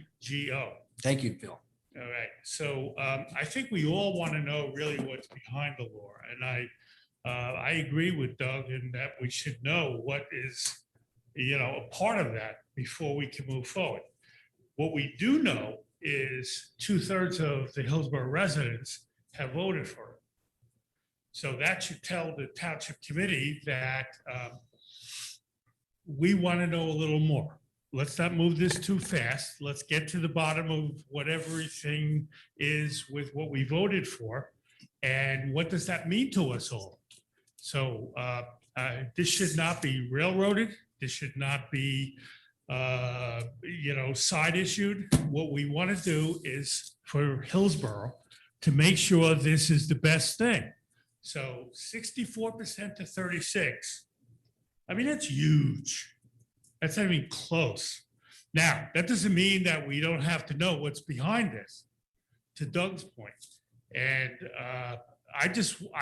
why did we not have a town hall where we brought experts in? I mean, what is it? August something?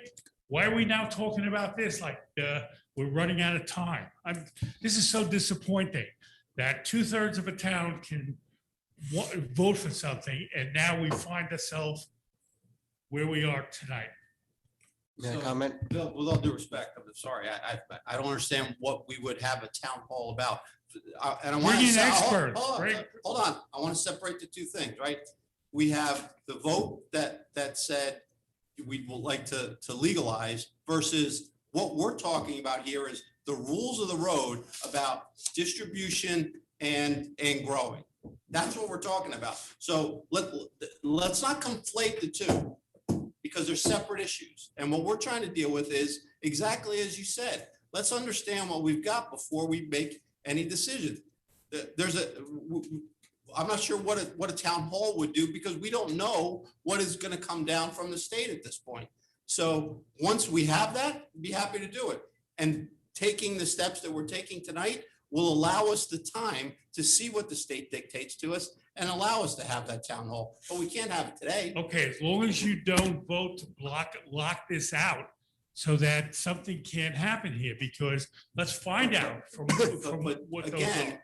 by voting tonight, we have the option to vote to go opt in at any time. That message you're sending to Hillsborough residents is bad because it feels bad. Well, help us get the right message out So there. you We're would saying the prefer- same you would thing. Prefer to lock us in for 5 years today.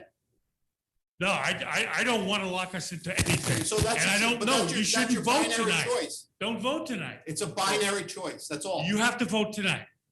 So can I just talk about the way timing works for the New Jersey legislature? So they're passing, so now that the the Cannabis Commission is supposed to promulgate rules at their absolute earliest, let's say their next meeting, which I heard someone say June 1st, and I forget who said that. Actually, Sorry. It's in June. Some date in June. At a minimum, let's say they put out rules that day for public comment. Those rules have to sit for a minimum of 60 days unless it's considered an emergency. This is not something that's considered an emergency, like a public health thing, like COVID or anything like that. This would be just traditional rulemaking process. That's 60 days. It has to sit out there for public comment.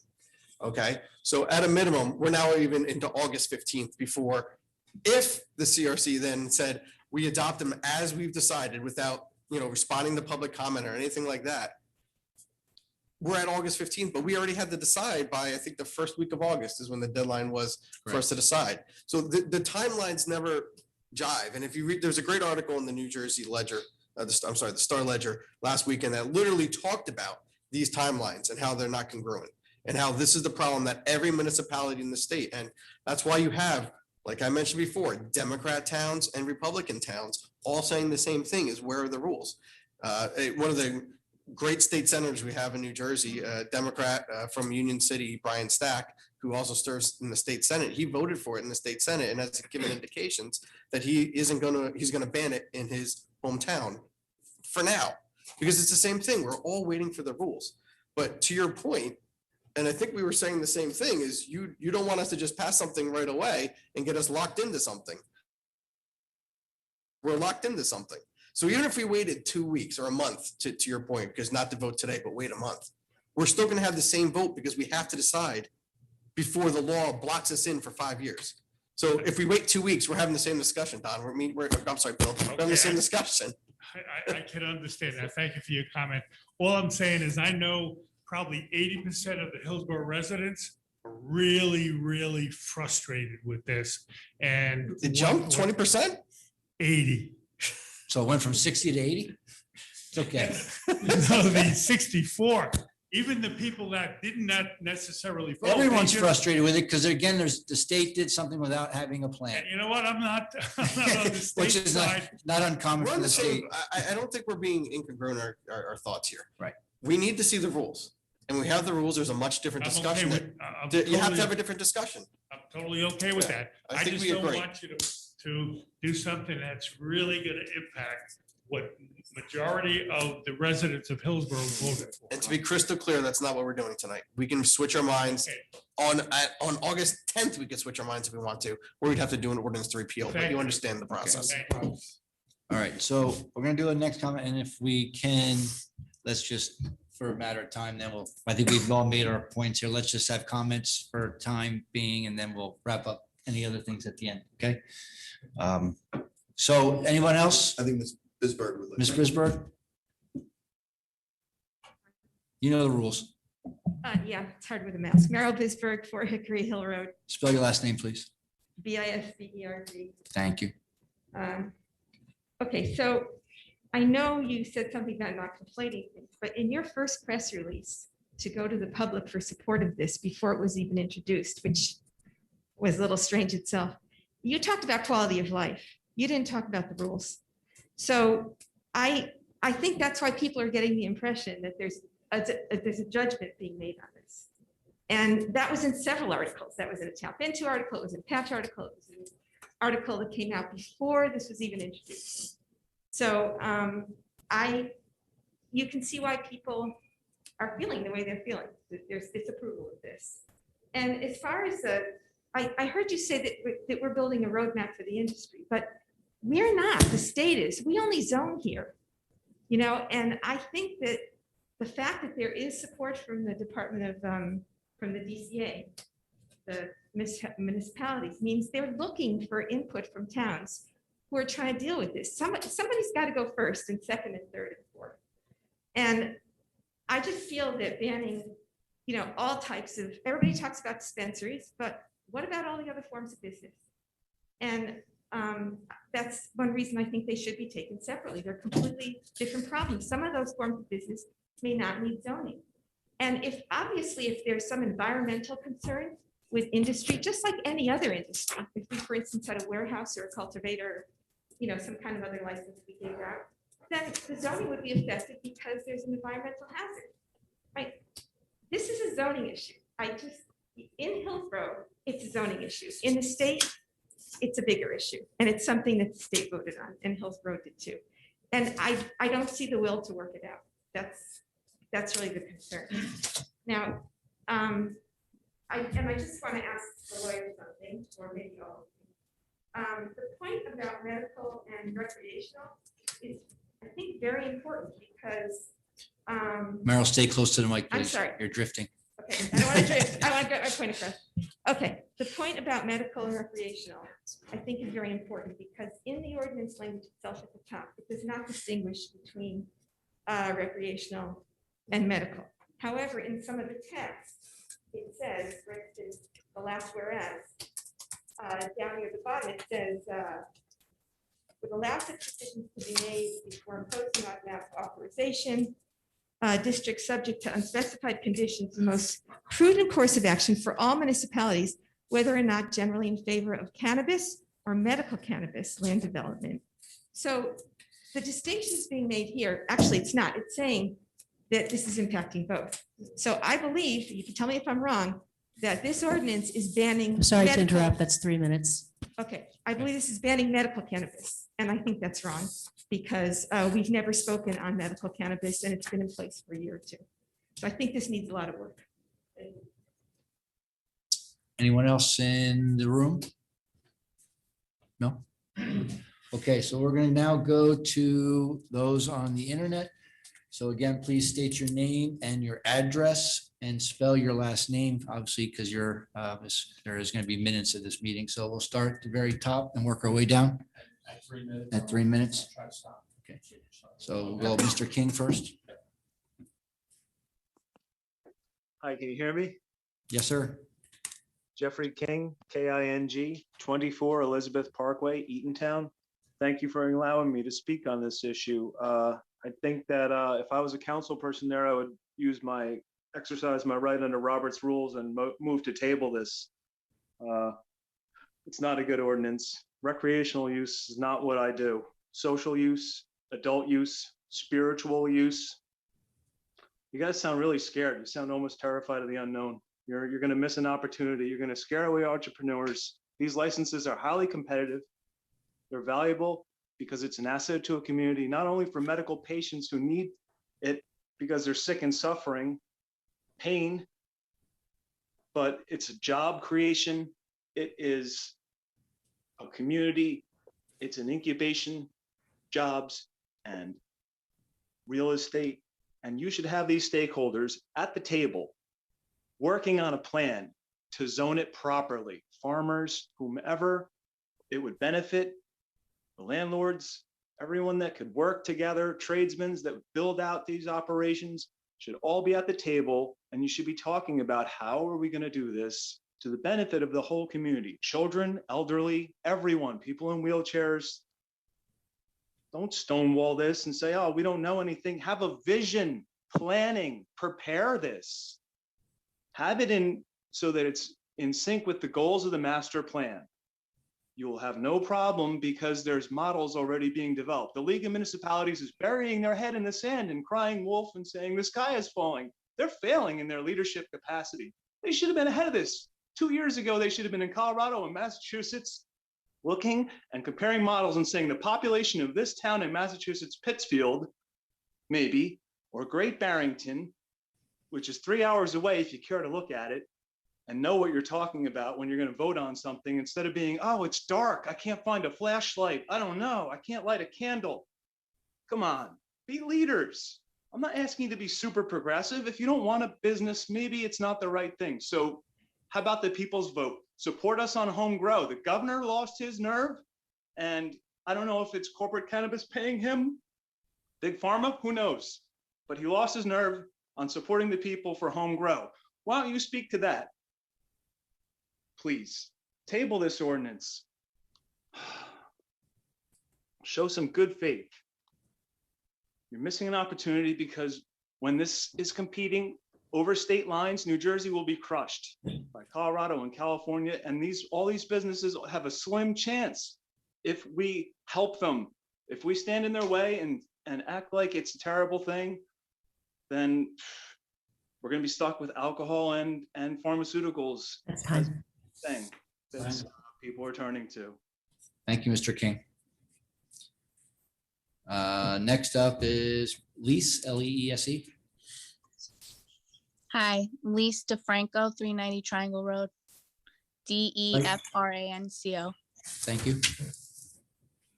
I have to concur with the last speaker. I'd like you guys to table this to represent 64% of Hillsborough.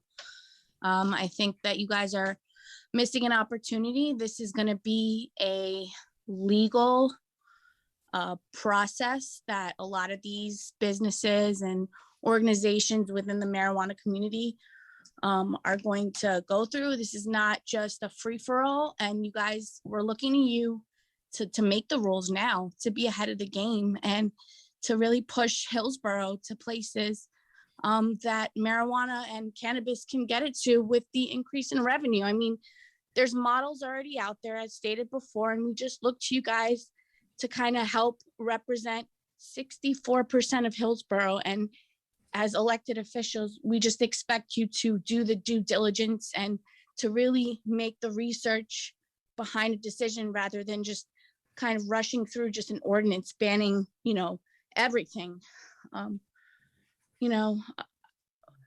We just want, we fear that you guys are not going to really kind of look at this anytime soon if you do pass this ordinance, because let's face it, medical marijuana has been around for a year and it's never been spoken about in Hillsborough. So we just, would like you guys to express all of the, just do your research and not ban it. Thank you. Thank you. Next up, R. My name is Marina, M-A-R-I-N-A, last name Redmond. I live in Sayreville. Okay. I'm sharing my story to encourage your town to allow medical cannabis dispensaries so that all patients have access to their medicine. People with disabilities have a hard time traveling to dispensaries. It is expensive to use Lyft and Uber. Access Link makes you wait to have several people, and then you have to wait hours to be picked up again. I suffer from PTSD because I was born with a birth defect, and I had several surgeries to try and save my leg. It was amputated when I was 4. At that time, parents were not allowed to stay over or even to walk you in to the OR. It was scary to see all those people with masks on telling you to be a good girl. In 2017, I was diagnosed with cancer.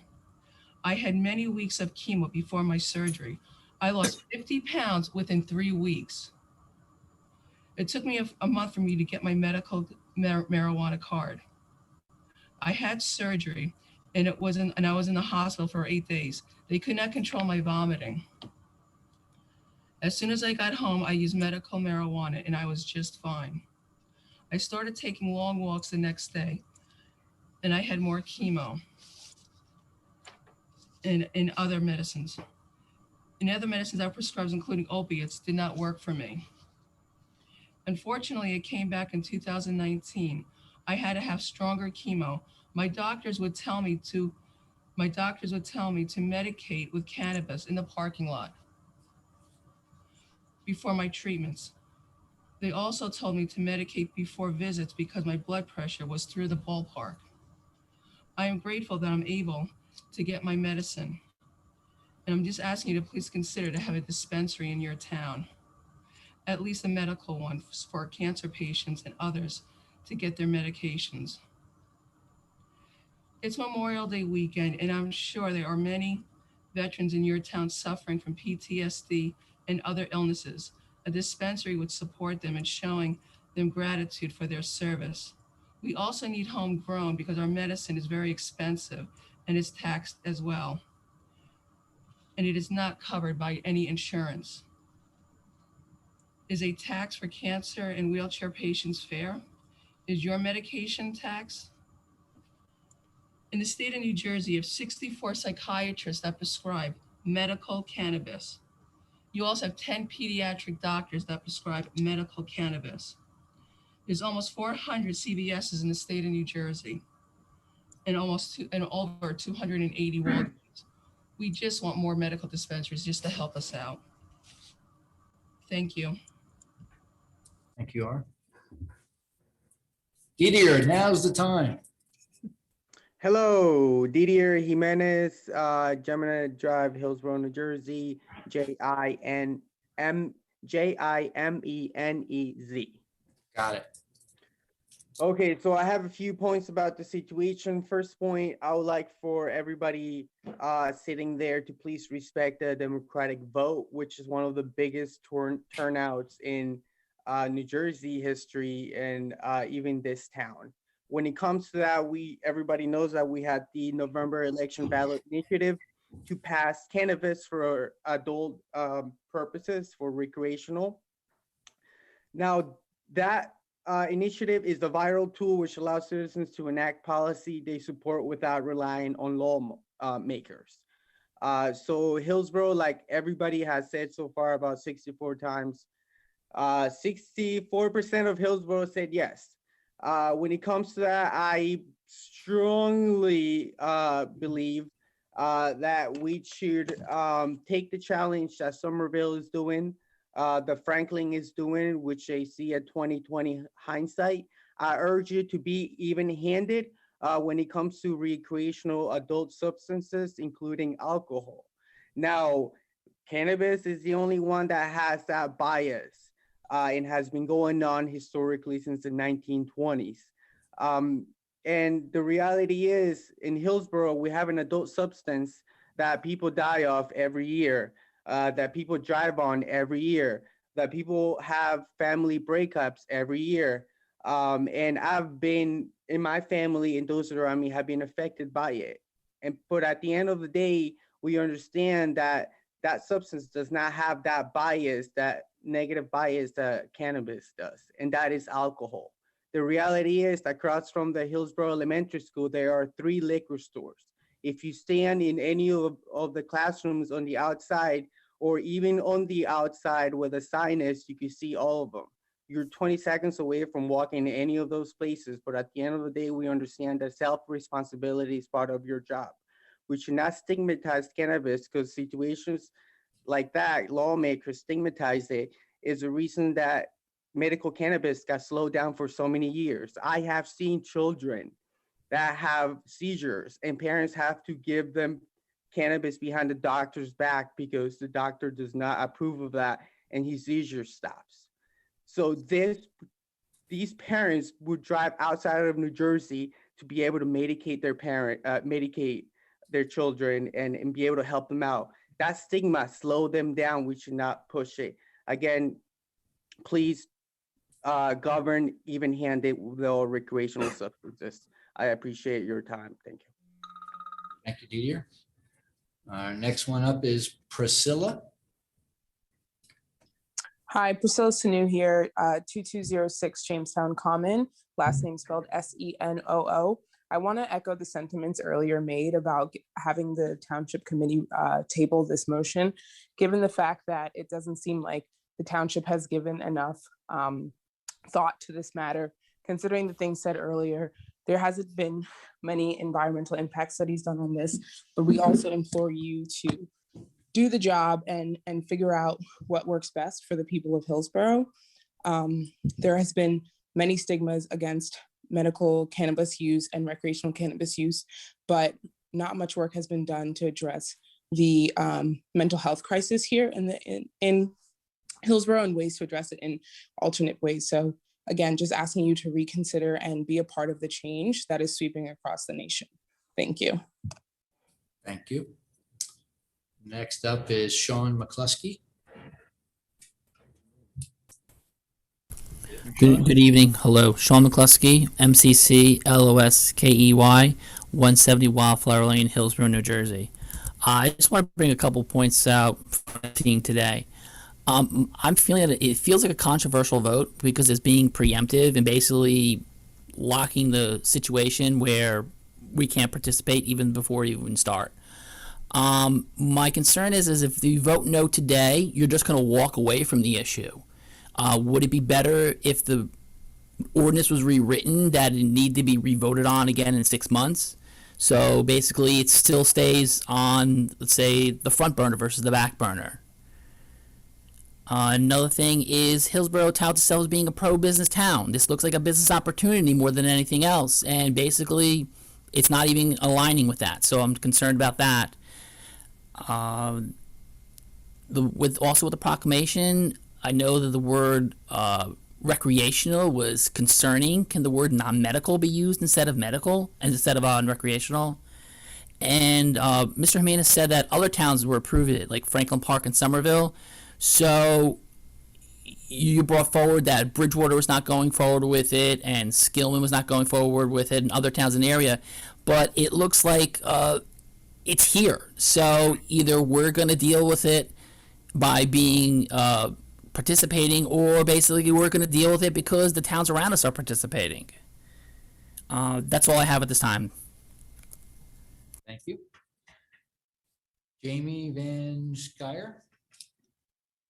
Yes, good evening. Jamie Van Sciver, VANSCIVER, Greenwich Avenue, Paulsboro, New Jersey. I am with Sativa Cross, nonprofit, advocating for medical cannabis rights and accessibility for individuals with disabilities.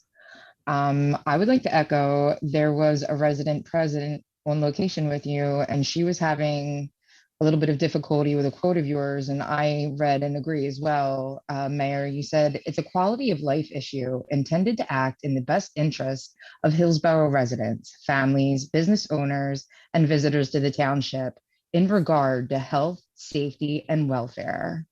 I agree with you, Mayor. It is a quality of life issue in regard to health, safety, and welfare, but not just for your healthy residents, for those residents that are sick, suffering, and dying as well. People with chronic illness and chronic pain. I don't know if you know what chronic means, but it is not going away. They're not going to take anti-inflammatories and ice it up, put it for a few weeks, and everything's going to be fine. People dealing with these diagnoses can only imagine that they're going to be more debilitating and worse with time. In your community, you are giving people access to absolutely nothing but pharmaceuticals, all the narcotics, all of the controlled substances, fentanyl, oxy, Percocet, all the things that people are overdosing on, all of the reasons that your Narcan is incredibly going up and up and up, all the reason while people are overdosing. Veterans Day is coming up. 22 veterans kill themselves a day. My father was a Vietnam veteran. He suffered with PTSD, depression. You know what they give them? Antidepressants, specifically SSRIs. You know what a side effect of that is? It increases your desire for suicide. Every single dose of Narcan that's distributed in your community because of controlled dangerous substances that you're fine slinging out of the pharmacies in your community, I hope you know a drop of that blood is on your hands. If there's ever a veteran in your community that commits suicide that didn't have access to his medical cannabis, I will personally send you a letter. I was having a hard time seeing the names. Councilperson Jeffrey Wright Sr., thank you so much for listening to your constituents and trying to ask questions for the 64.13% of people in your community that want the answers. And I'm sorry that it's met so brashly by the rest of your council. I had no problem finding listings for pubs, bars, grills, in lounge, taverns, and alcohol serving restaurants. So you're fine with people, alcohol poisoning, automobile accidents, but you have a problem with people having access to life-saving medication, medical cannabis, that nobody, not in history, not one person has ever overdosed on. If you have an undesired exposure to cannabis, your ER or ED experience is going to be observation. You're not getting anything pumped. You're not getting anything filtered. You have an endocannabinoid system in your body. Okay, Jamie, your time's up. Thank you for your comments. Hugh, I'm sorry, Hugh Giordano. Huey. Yes, can you hear me okay? Yes, sir. Excellent. Hugh Giordano, Giordano, 57 Argyle, Blackwood, New Jersey. Council, I'm coming today as a representative and member of the United Food and Commercial Workers Union, UFCW, Local 152. The UFCW is a national labor union which represents 1.3 million hardworking families across the US and Canada. And we are proud to be the official labor union which represents cannabis workers from seed to sale, both medical and adult use, under the guise of the AFL-CIO. And we are also working directly with our union brothers and sisters in the trades labor, such as IBEW, carpenters, steam fitters, for the retrofit and the build out of these facilities. So from shovel to sale, these jobs are union jobs, living wage jobs, healthcare, sick time, vacation, dental, personal time, paternity leave, retirement. These are careers. Most of these folks that work in these current medical dispensaries have degrees in horticulture, botany, chemistry. There's pharmacists that work in the retail dispensaries. It's a very professional job, and our schools are providing the education, such as Stockton and Rutgers. So all these intelligent, young, science-minded folks are going to go somewhere else, where we can have them right here, and they can boost the local economy and create middle-class jobs. It's the state cannabis commission created the rules and regs, and they are working on them right now.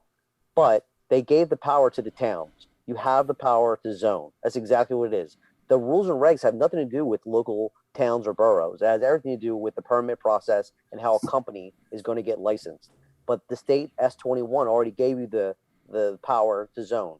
And I would suggest looking at the city of Bayonne's ordinance. The city of Bayonne was one of the first cities in the state to pass an ordinance which only allows 4 facilities. It's a very conservative ordinance, but it lays out renewal fees, application fees, and it also sets out a merit-based system, labor, environmental standards, labor standards, community standards, security standards.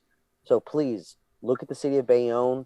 That's a great model. It's a create good jobs, and you can pick and choose who and what you want in the area. It's up to you. It's not up to the state.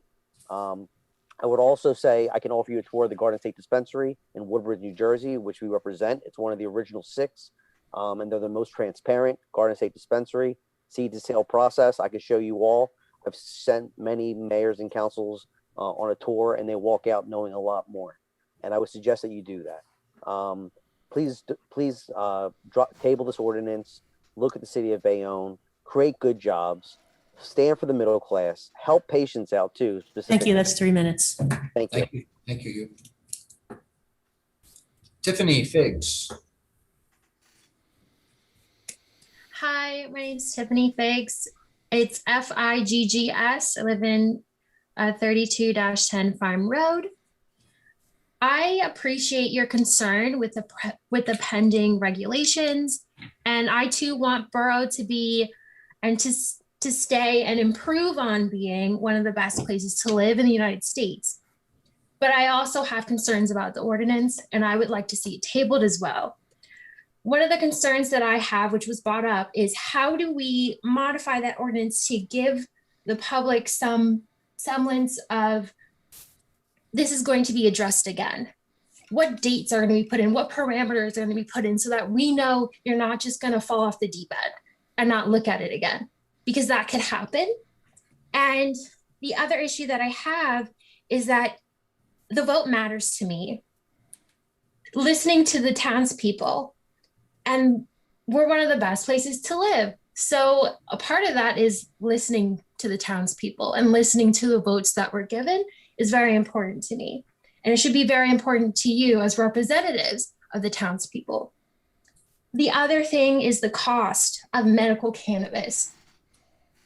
It can cost someone a lot of money to get a medical marijuana card. You have to go to a doctor's appointment. That costs money, especially depending on what healthcare you have. Then you have to pay the fee. Then you have to recertify with your doctor every year, another medical bill. Having the cost lowered by having the sale in town is very important to people. I care about people who use it medically. I care about people who use it for the things that they haven't really been diagnosed for stress, for anxiety, for relaxing themselves, for sleep apnea. I just don't see the need for us to put through this ordinance that hasn't been looked through 110% like it should. And I think we should reevaluate it and go back to it on a later date because this isn't working for me. Thank you. Thank you, Tiffany. Jessica Nichols, I'm sorry, you're next.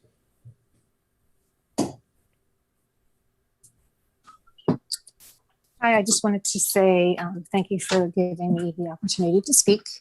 It's Jessica Nichols. The address is 115 South 14th Avenue in Manville. I am your neighbor. I just wanted to point out a few things. First, medical marijuana has been around for more than 1 year. I've heard it mentioned quite a few times tonight. It's been around for numerous years. And technically the correct use for adult use is for recreational is now adult use. So if you are going to make revisions to your your document, I would make some additional revisions too. But just so you're aware, per state guidelines, the CRC has to notify a municipality within 2 weeks of after receiving a license a license application. Once you receive that notification, you have a set amount of time to decide if that application fits within your zoning laws, regulations, and to approve or reject that application. So you can still decide if it works or not. You still have control of that situation. So you could still opt in now and still have control of your town and where businesses are placed, not to mention what type of business. So you could start out maybe by opting in for one type of business tonight, and then later on grow to opt into additional business types later on as the years progress. Additionally, if the CRC does decide to put guidelines in place about how you mentioned smells, odors, things like that, it is not going to be necessarily Hillsborough's responsibility. It is also mainly going to be the business's responsibilities to control that odor. If it's a manufacturing or grow facility, it's their responsibility to control what they're putting out into the environment. So I just want you to be a little more aware of what your options are as a municipality and what responsibilities are of the businesses that would be in place in your municipality. And last but not least, think about the ratables that you would be bringing in by allowing to have these businesses in your town. You can collect up to 2% of sales from most of these business types. That's all I have to say for now.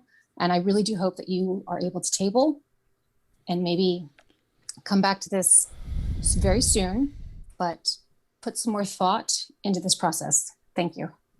Thank you, Jessica. Paul Stevens, you're next.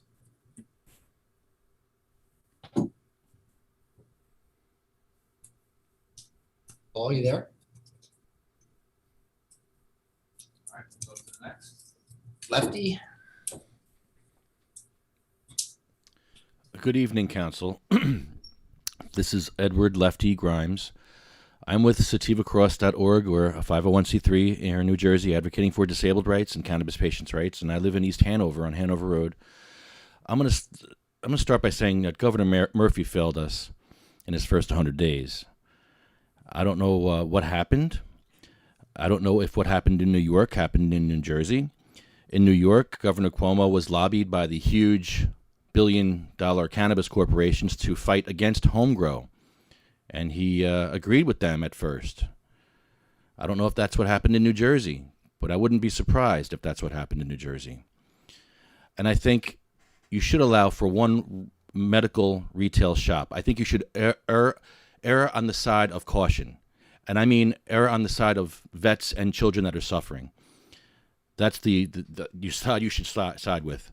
And I think what you can do to solve this problem of the billion-dollar corporations that are coming here and to raise up the working class people is that all ATC owners in your town should live in Somerset County.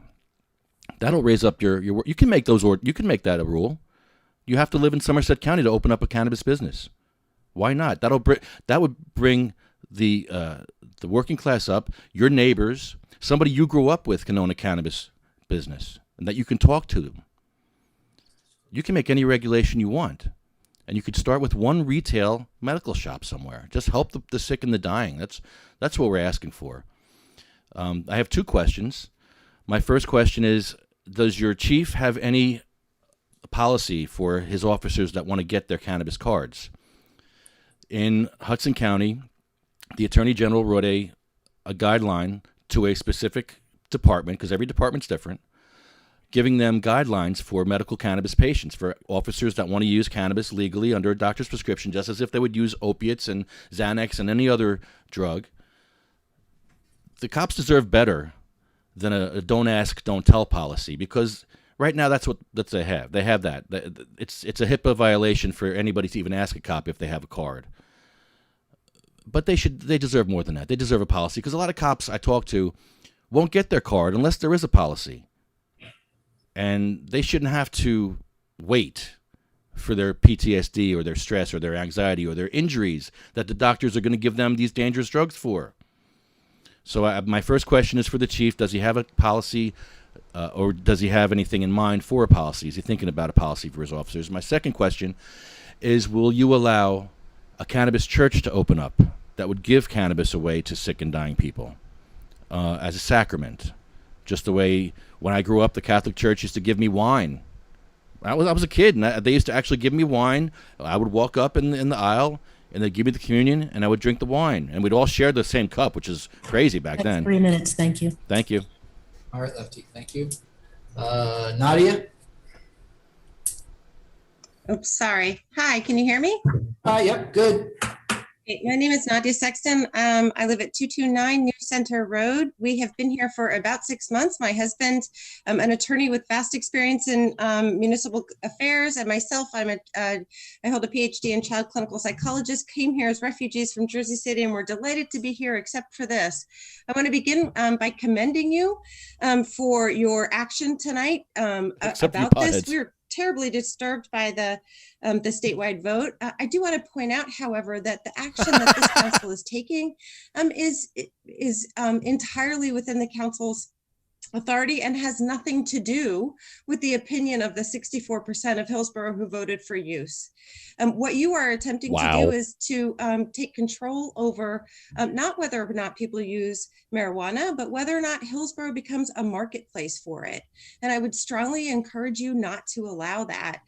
There's a terrific amount of data which we'd love to throw before you, but let me just say that the bottom line is that the marijuana lobby has so carefully controlled this discussion throughout the nation that there's very little data readily available any longer that will tell you the true story about marijuana.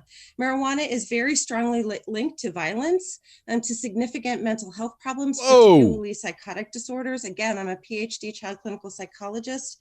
Violent crime is up 23% in Colorado. I'm going to give you some significant Colorado facts. Due to, because Colorado also uses their data in a really wise way, due to the marijuana laws. I know that I present to my students that I teach some really good, solid, peer-reviewed literature about the negative consequence of marijuana on memory and driving. Certainly something that I would worry about in terms of, for example, our police force. After I left state government in New Jersey, I worked for a fancy foundation and happened to be walking with the Colorado State Director of Human Services a month after the legislation was enacted. And he told me how thrilled the governor was at the $25 million that they were able to bring into their coffers that month through the tax alone for marijuana.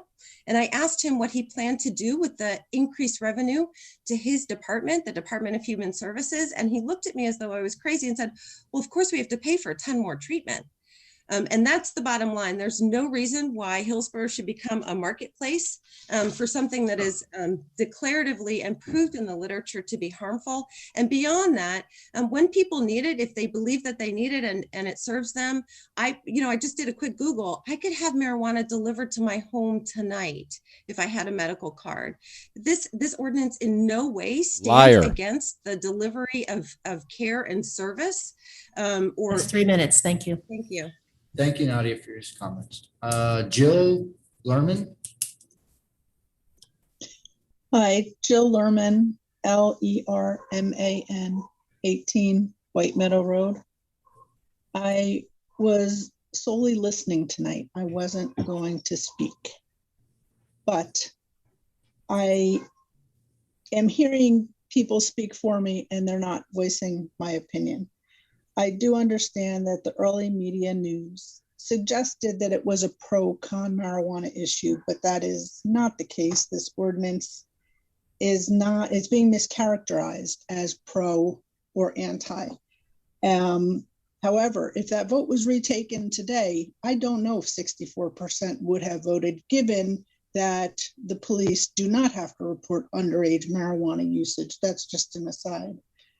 But given the issue as it is, I would like the rules and regs to be published before we go ahead and make allowances for any such businesses. I do understand people's concerns that it would not be readdressed, and perhaps that is something you can consider. That I don't know if it has to be a resolution, what form it has to take, but if you do commit to revisit the issue once there are rules and regulations, that would affect how any businesses exist in our community. Thank you. Thank you, Ms. Lerman. Is there anyone else on the World Wide Web that has not spoken already? We're not giving second kicks at the can. Is it one time only? Any of those are repeats or no? I don't remember. Hello. Yes. Okay. Go ahead. Bill? Hi, you can hear me. This is Leisha Gaber Bayless, Gaberbaylis. I just have some questions and asking for clarification. Huff Lane, by the way. So with your timeline, is it that you expect the rules in June? They'll be finalized about 60 days later, and our decision is due by August for some reason. And hold on. We have no idea. No. Sorry, this is Commitment Thompson. We have no idea when they're actually going to do the rules. There's been in the paper, it said, the Star Ledger said they were hopeful to get them out by August is when they were going to introduce. And after you introduce, there's then 60 days at a minimum for them for a public comment. At that point, public comment is received and they have to answer your questions.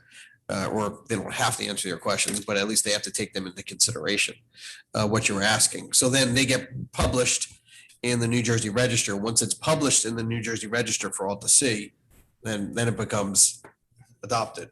That's pretty much the process. So it could just the date that they're meeting next.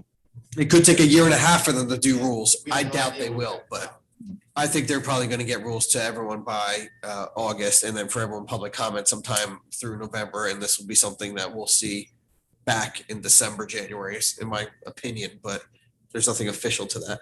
But the municipalities have to be decided by August 1st. That's the kicker. If we do not have a decision by August 1st, we automatically are opted into all licenses. okay. And then but you could change your mind anytime after August to be yes, if you wanted. We could change your mind, yes. Yes. Sorry, yes. And the actual date is August 21st that we'd have to have our ordinance adopted. Right. But but just so you know, there's an adoption process. It's got to go to the planning board. It originates here, it goes to the planning board. There's a whole process that has to go through for adoption. Okay. But if you voted no now, you could vote yes, like in a year if you wanted to.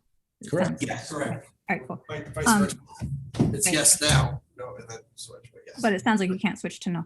Okay, and then also just wondering what the rules are, if you know what the percents for sales are. I know that someone else mentioned ratables would be 2% of sales. I was just wondering if you know that, or if that's correct. That's correct. Not And everybody. 1% retail, 2% for the others. Did you hear that, Lisa? So Oh, retail is 1% of- 2% for retail, all the other ones are 1%. No, I think it's the other way around. Opposite. Yeah. Opposite. 2% for everything else Yeah, except for except retail. retail, is which is 1%. 1%. Retail is 1%. That's correct. Also, it was interesting that it was pointed out that you could possibly vote yes, and then you could, once licenses would come in, then Hillsborough could decide on each and every one of those. Do you also agree with that statement? Like, is that correct? I'd find out how many, if the property is zoned for it and an application comes in to place it, I don't believe that we have the ability to not. If it fits the zoning, just like any other business comes in, whether it be a pizza place or a pharmacy or a gym, if it's zoned for it and they meet the zoning, they would be able to be there as far as my experience on the zoning board would be. Maren, can I clarify the tax? Yes. The local cannabis tax cannot exceed 2% for cannabis cultivator, manufacturer, and or retailer. So it could be up to 2% for those classes, and it can't exceed 1% for a wholesaler. Okay. Anything else? That'll be it. Thank you. Thank you. Okay, Daniel Sexton. There, Daniel? He's having difficulties. Go to Susan and then we'll come back. Hello, Susan. Hi, Susan Gulliford, Hunt Club Road. This blanket and immediate prohibition of all 6 classes of licenses, it seems as though we're discarding some aspects of the cannabis business that can be valuable to Hillsborough and can be moved through more quickly than others. For example, the class 1 growing and cultivating. This could involve the rental or purchase or construction of large facilities for plants and jobs. We're not talking about a farmer's field with some marijuana in the middle of the corn. That's correct. Yeah. Doesn't grow in cold. Yeah, it doesn't grow well in New Jersey, I've been told. Okay, and for example, the class 2 facilities involved in the manufacturing, preparation, and packaging. This is Central Jersey. With all the pharmaceutical companies, it's not unthinkable. We could already conceivably have facilities for any number of drugs here. In fact, except for class 5, the retail businesses, all of these licenses are basically moving the product through Hillsborough, not making it a marketplace as one previous person mentioned. I do agree with the person who said, maybe we should revisit having a deadline built into the ordinance so that we don't have a feeling that this is just a way to kick the can down the road, but have the feeling that some action is being taken, some movement. It might not be the worst thing in the world to put off this vote for a little while to consider some of this. I read the article that Mr. Thompson mentioned in the Star Ledger. There's been several, and it's very involved. And I even heard one person say, you know, it was a lot easier when it was illegal. So I don't know, maybe we should rethink a vote on this tonight. Thank you. Thanks, Susan. There is actually built into the ordinance a 5-year revisit mandatory by ordinance. So if we were to do nothing in 5 years, it would have to be revisited anyway. That is already mandatory in the ordinance either way. So not that we wouldn't look at it sooner, but it's already a mandatory 5-year revisit. Erin. Hello, Erin Norbury, Williamsburg Square, Hillsborough, New Jersey. I think we should table this discussion as well. We should look at the licenses. We should allow businesses of this industry into our town. In fact, we already have a business in our town that probably a lot of people don't even know about that's here. They do specifically sell a machine, if you will, for extracting oil from a flower. If you do your research, it's online. You can see it right there. It's already here. I don't see why this is a big discussion. We have a lot of liquor stores, like someone else had mentioned. This is just something else that will be regulated in that same sense of 21 and older, not driving while doing it, and what else.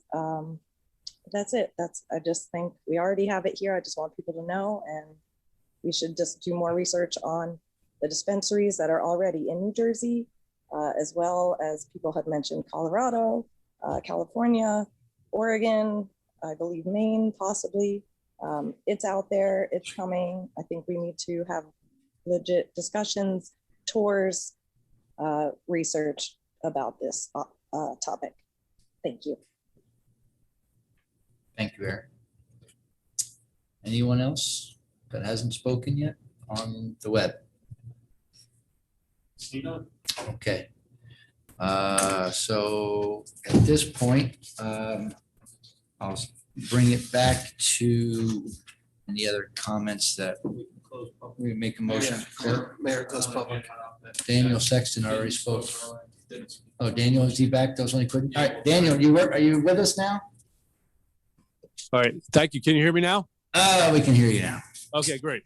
So I commend you all for this this excellent pause. Name and last name and address, please. Daniel Sexton, SEXTON at 229 New Center Road. You heard from my wife earlier tonight.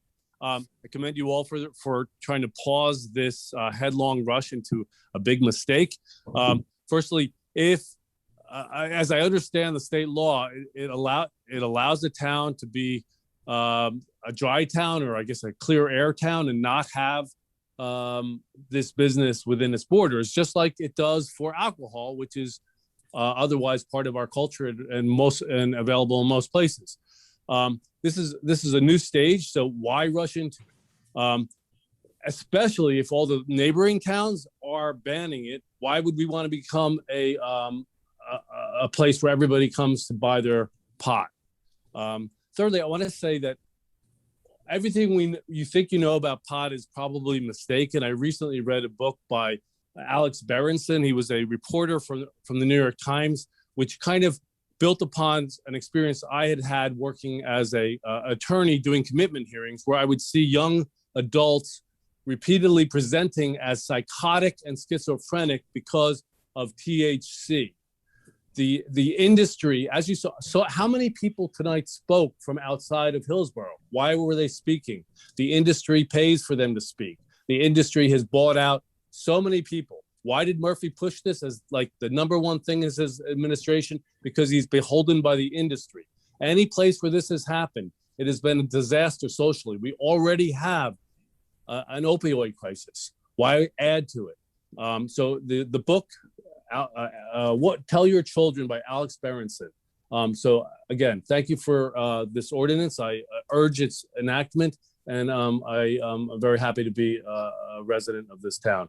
Coming from Jersey City, the air is so thick with marijuana that the police don't know what to do. You can't, the steps of the courthouse. I don't know what to kids do. in Dickinson High School sit there and toke up. Where's my money? It's a big problem. Where's It's my not gonna check? Go well. Of course, it's out of the bag, but why? A pause is a great thing. I want Thank my you very check. much. Who has my check?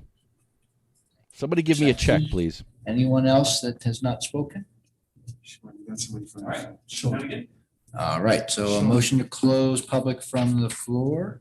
You got one more? Sorry. Janicek has spoken on this. Yeah, I was trying to get your attention. She didn't speak on this issue. She was raising her hand. All right, sorry, Ms. Janicek, go ahead. I didn't look there because I went to the public first there, and then I assumed you weren't going to speak. My mistake. So go ahead. Maria Janicek, 720 East Freck Avenue, Manville, New Jersey. Listening to all the comments, because I wasn't sure how I feel. Actually, I was sure how I feel about this. Listening to comments from the people who are looking for medical marijuana, some of it is very touching because it's difficult to live with pain and certain conditions. But my son-in-law is in law enforcement in Colorado, and he says, yeah, they got more revenue, but they also have a hell of a lot more problems. And I think we have to look at that part of it too, not just looking at revenue or looking at, the medical aspect, because that should be available, but looking at the problems that it can create. And the people who called from Jersey City I agree with that. And a lot of things you read about marijuana being a gateway drug into other drugs. So the social problem, the problem with crime and all of that can come with the marijuana should be something that really should be looked at. Thank you. Okay, thank you. So seeing nobody else in the floor, and that was done, so I will now take motion to close public. Second? Second. All in favor? Aye. Aye. So I will take final comments from the floor, and I'll just start with Jeffrey to our left, and we'll move across if that's okay. Thank you, Mayor. After hearing all the comments that I heard tonight, first I want to go back to what I raised earlier. The things that I actually brought up to change in the actual ordinance, and I guess this is for our township attorney. Are these things, I mean, 1 through 3, I never even weighed in on my opinion. I was just bringing up the ordinance and how it was written. I mean, the only thing I am asking technically is if you guys would be willing to vote one by one on the different licenses as we go down. You can't do that in an ordinance. Can we amend the ordinance to do that? Can I make a motion to amend the ordinance so that we vote? Well, number one, that the 3 things that I brought up first, whereas I can read them off again. Well, Jeff, that would be, that motion would be after all the comment, so. Okay. Okay. So if you have any comments in particular, then we can make. No, I'll hold it to the end then. Okay. Thank you, sir. Just a couple comments real quick. I think I kind of told everyone where I stand on this earlier. I want to see the rules. I think it's, someone mentioned we should be doing our due diligence, and that's exactly what we're doing. I want to see the rules that we're going to be beholden to for quite some time. And once we have them, I do think we should go back and revisit this and see where we stand once we have the rules in front of us. I don't think that's being unreasonable. I want to be clear, I'm not voting to stigmatize marijuana or cannabis. That's not what we're doing. I am shocked that when this vote happened in November, when people overwhelmingly voted yes, that grow your own wasn't included in the final legislation. That shocks me. And I imagine there was a large portion of New Jerseyans when they voted it, they thought that was going to be in there too. And to a lot of people's comments on the call, that was taken out of the legislation. So this is really a vote just comes down for me personally, that until I see the rules of how this is actually going to be put into effect in my hometown, I can't just say, yeah, we need to allow all these businesses. But again, to be clear, I do think it needs to be revisited once the rules come out and once they're promulgated and we have a chance to actually see what the final rule process is. I think that warrants a further discussion. And there's a couple of comments about putting a timeline in there. So to remind us that we need to come back and look at this again, I can assure you that there's going to be many members of the public that are going to keep us to that timeline once the rules come out. If there's 30 or 40 people on the call today, or 15 or 16 that commented, once the rules come back, they're going to be reaching out to all the municipalities that did similar things to us and say, hey, can you take a look at it? And again, I think that's going to be prudent that everyone does that. So those are my comments. Thank you. My turn. Okay. You're quiet over there. Everybody kind of asked why I got into politics when cannabis was on the board of discussion. This is, I don't think anybody on this committee is taking this vote lightly. I think we've all personally given this a lot of thought, and I think we probably all have our own personal background experiences with it. I think we are, it's like being asked to go play a game and showing up and saying, you don't know what the rules are, and then all of a sudden you go, but you have to agree. And you walk in and you're getting bombarded with balls, and that's the rules of the game. All right, now you got to sit there for 5 years and get pounded, by balls because you didn't know the rules until you got there. It's kind of the same for us. This is a very big topic. It impacts a lot of people, different forms of society. And I think we're being prudent just by saying, we want to take a pause. Just want to sit on the sideline and see what the rules of the game are going to be and how do they fit in with our town. There are 5 or 6, technically 5 licenses or a class of licenses that we can give out. I think we need to think about how they, each one, yes, maybe there are some that work, maybe there are some that don't, but until we know what we're dealing with, how do you make that decision? And really all this is tonight is doing is saying we want to wait to make that decision until we know what cards were being dealt and how to make those choices intelligently. So I just asked the public to kind of pause with us while we work through this. And, I agree with what everybody else said. I don't think that we're looking to just shut the door and close the book and, not look at this for 5 years. It's going to come up again. And if it makes prudent sense for our town, then we look at it again. So those are my comments. Thank you. Deputy? Thank you, Mayor. I hope I made my point earlier, but I do want to clarify a couple things. To be clear, this ordinance has nothing to do with legalization. I want everyone to understand that. It allows us to make sure that whatever the regulations that come down as it relates to the legalization process and the licensing that went along with it, that we have the right to understand how it's going to be affecting our town, how we need to zone for it, and what the overall requirements will be. And I know there were a couple people that talked tonight that said that, that we can control zoning up front and we should be able to dictate that. And in a perfect world, that is true, but we do not live in a perfect world in New Jersey. And if you don't think that's the case, I point you solely to the affordable housing requirements. We do not have home rule as it relates to affordable housing. And I am not, as an elected official who many people put their faith in me to make decisions for this town, willing to make a vote on this ordinance when we don't know what the long-term rules and regulations will be. I think, as I said before, I use the term malpractice, and that's what I think it would be. Tabling this matter is not an option for us because we don't have the luxury of time to be able to say, let's take 3 months to look at this. We won't know what the rules are before we have to vote. And for us to not take a vote and be locked in to an opt-in for 5 years would be malpractice. That's not something that we're comfortable doing. And I do want to thank the residents that were here or on the phone talking about their experiences and talking about how this would affect them.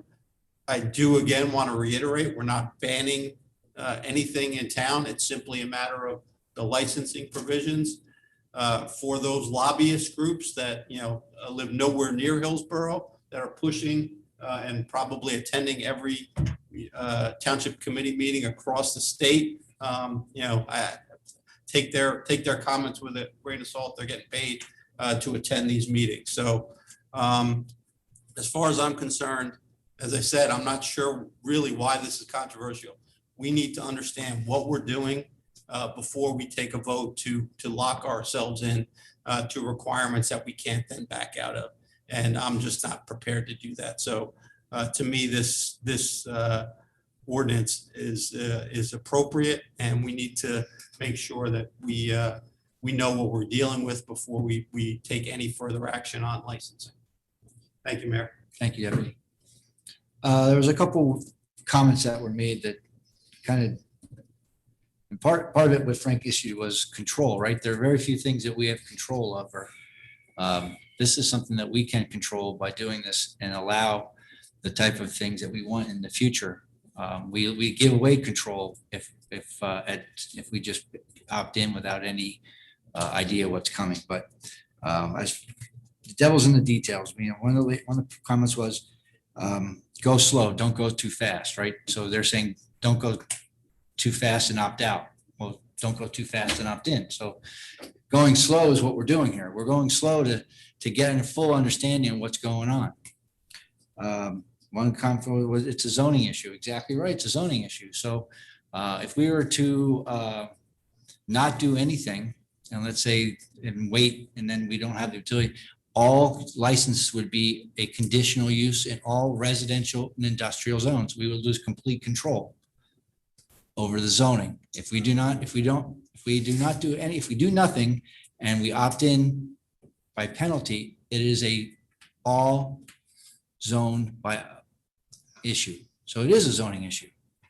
So a conditional use in all zones that means they could put any office, any apothecary, any industrial or zone or residential zone. So a ShopRite would be a residential zone, commercial zone, I'm sorry. Industrial zone over in the warehouses be all legal there. So we have to like that. One person asked about an environmental impact study. Well, I don't know from your experience, but to have anybody do an environmental impact study takes months to get done. So there'd be no way for us to get an environmental impact study done and back and have us a chance to look at it before the deadline would be. So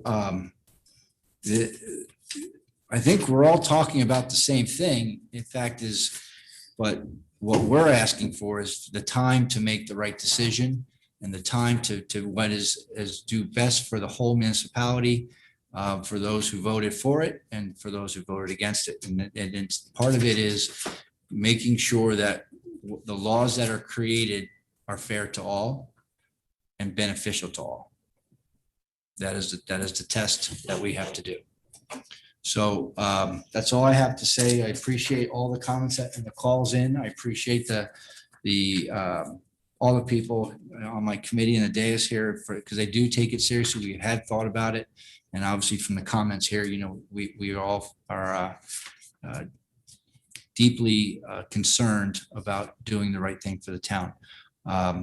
So at this point, we would take a motion to make a motion. Jeffrey, go ahead.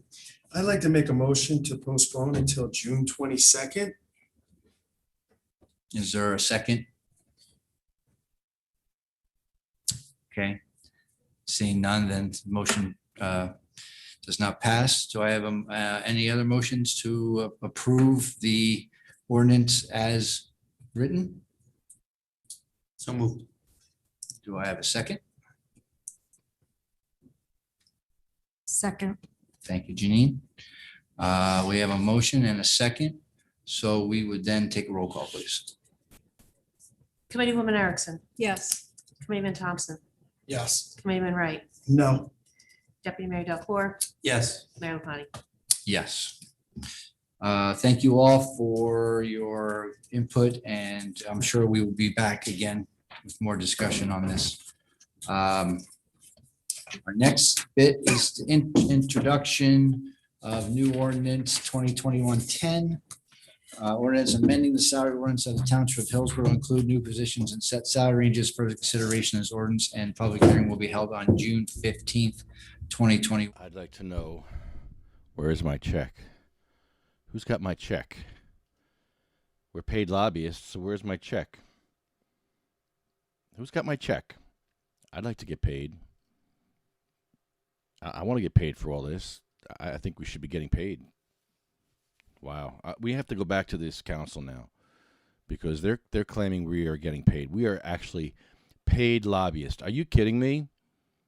That's how you're going to discredit us, calling us paid lobbyists. Well, that's better than a Zoom bomber. It's better than a bunch of Zoom bombers, but now we're just paid lobbyists. We're just, wow. Wow. We need to go back to this town and rip those two councilmen a new one that said we're paid lobbyists. How dare you? You're disgusting. You're a bunch of liars, gutless cowards, and you're not even listening to the will of your own people. You're going to be voted out of office. Voted out of office. Man, I had such a headache. I had a fire in Bayonne today, and a plastic garbage bin went on fire and filled the whole apartment with smoke. I breathed it in, a lot of it, and I just got a really bad headache. So I'm going to go lay down now. I was pretty much laying down the whole meeting, and I would get up when I had to speak. But you guys killed it. Thank you all for speaking. Thank you all for taking part. Thank you, Hugh, for going to Bernard's Township and Howell. I think you went to Howell, too. So we had a lot of ignorance tonight. Bernard's they're anti-cannabis. We have to go to Bernard's. They banned the use of cannabis in Bernard's. So if you're in court and you use a cannabis pill, and the guy next to you takes an OxyContin, no problem. You take a cannabis pill, you're going to get fined. That goes against the 14th Amendment. That goes against two people doing the same thing. There's two people doing the same thing, taking a pill for their illness. One's a criminal, one's not. That is bullshit. So we're going back to this town, Hillsborough. And so thanks for all your testimony and tuning in. I will end it with this. They went with songs to the battle. They were young, straight of limb, true of eye, steady and aglow. They were staunch to the end against odds uncounted. They fell with their faces to the foe.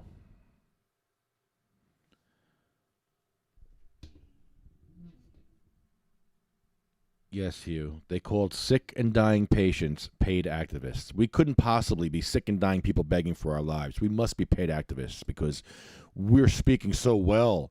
Well, maybe we're speaking from the heart and we're speaking truth and you don't like it. Sorry for your luck that you don't like it. You don't like the truth smacking you in your face, making you look like idiots.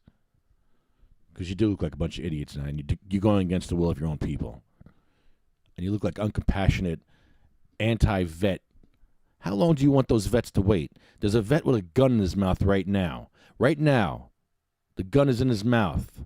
You want him to wait? Oh, just hold on a couple more weeks, a couple more months, right? Yeah.